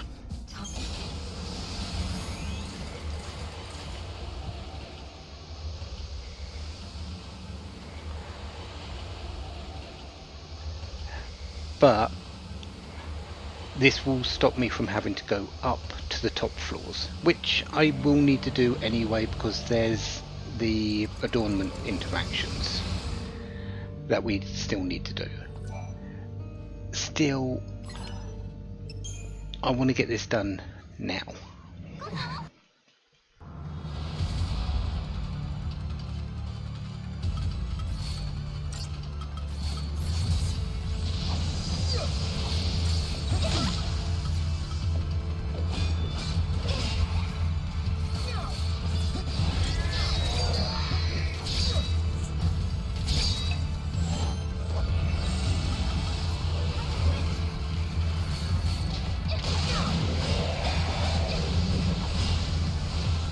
And it's not like this is a very quick, very slow fight anyway. The fight itself is fairly quick.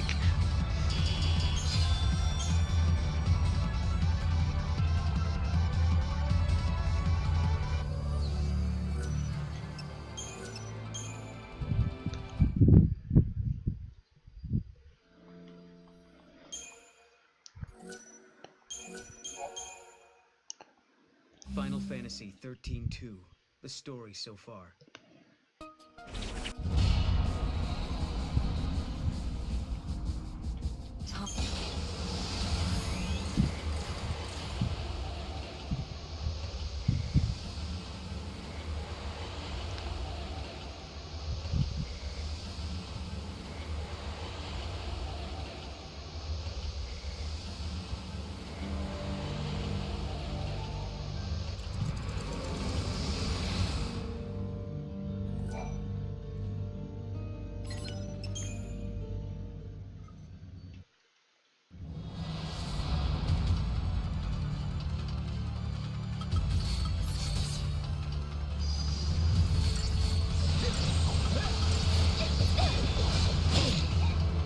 You got this. Your turn.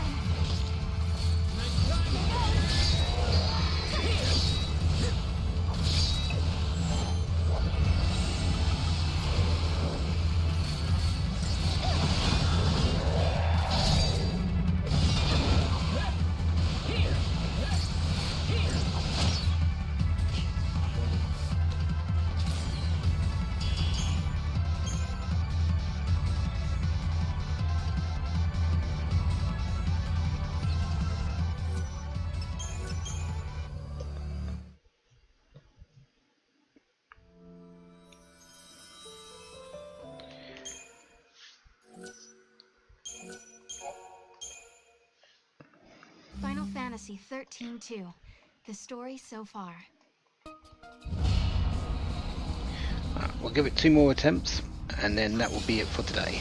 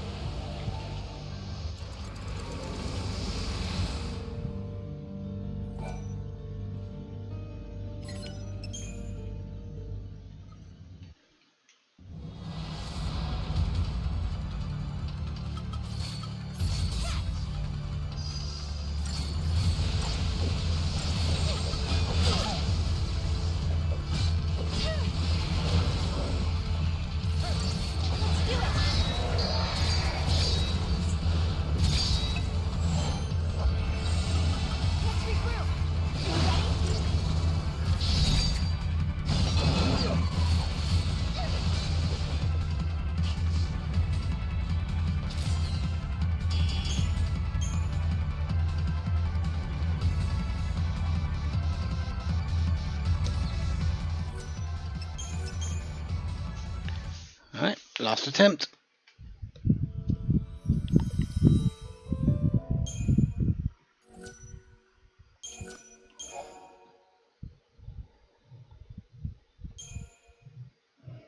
Final Fantasy XIII-2, the story so far. What I'm going to do though is something. So we are going to quickly save on a new slot here. And save back on 4. Because I'm not too certain on something. we're actually going to let the next scene play out after we win this fight, and I think what I'm going to do is I'm going to capture the greater behemoth off stream. It'll be the only thing I do off stream, because it's such a low actual chance, and we've seen the fight. I don't want to really spend a whole lot of time on a stream just doing the one thing. I want to continue along the game. So we'll see the scene after this particular fight, and then I'll go and get the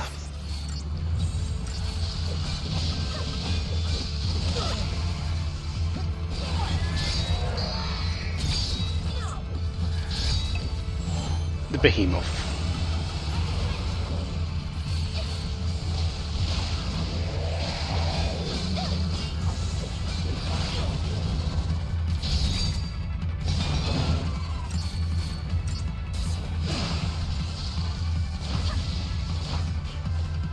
We did it!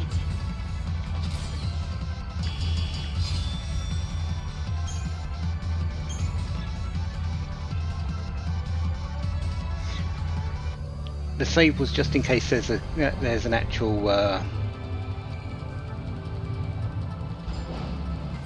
heck, that's not even a seed. This must be the heart of the system.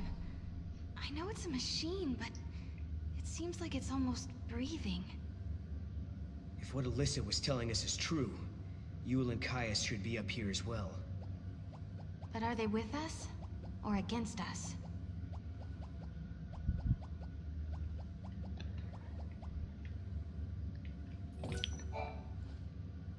We actually can go to the 49th floor now. Okay, so that's the plan. So between this part, this stream and the next stream, I'm going to go and capture that greater behemoth. And then next time the first thing we're going to go and do is go down to the 49th floor, complete all the bits down there, get the get all the fragments for this place done. Then we will go to the top floor and complete this area so we can move on with the story. Down on the 49th floor, I believe, is also the key to the 13th floor for the 300 version. So we would be able to go back there at some point to get that done. So yeah, that's the plan.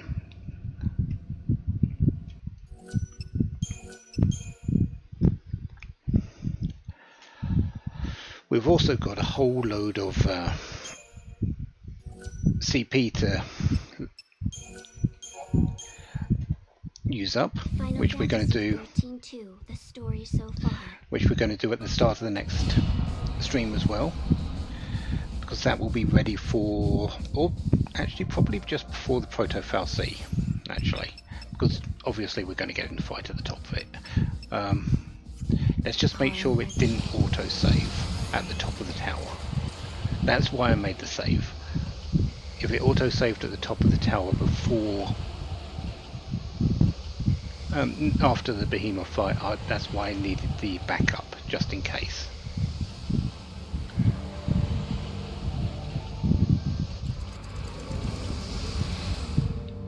It did not though, so I am all set to do for the next few hours. It's not going to be a quick thing for me to capture that. I'm going to get it though. I don't know when the next stream is going to be. It probably won't be tomorrow because it's the bank holiday, a Monday, for me, and the May Day, a bank holiday if anyone does that sort of thing anywhere else in the world.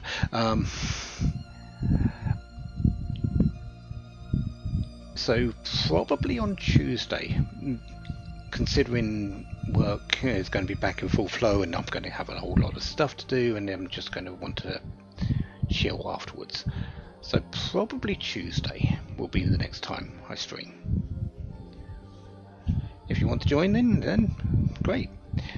If you are watching this on YouTube, thank you for watching. And it's been a while since I actually did the stream aim for that, and the upload for this is going to be in a few weeks from this particular moment I was speaking, but it's there.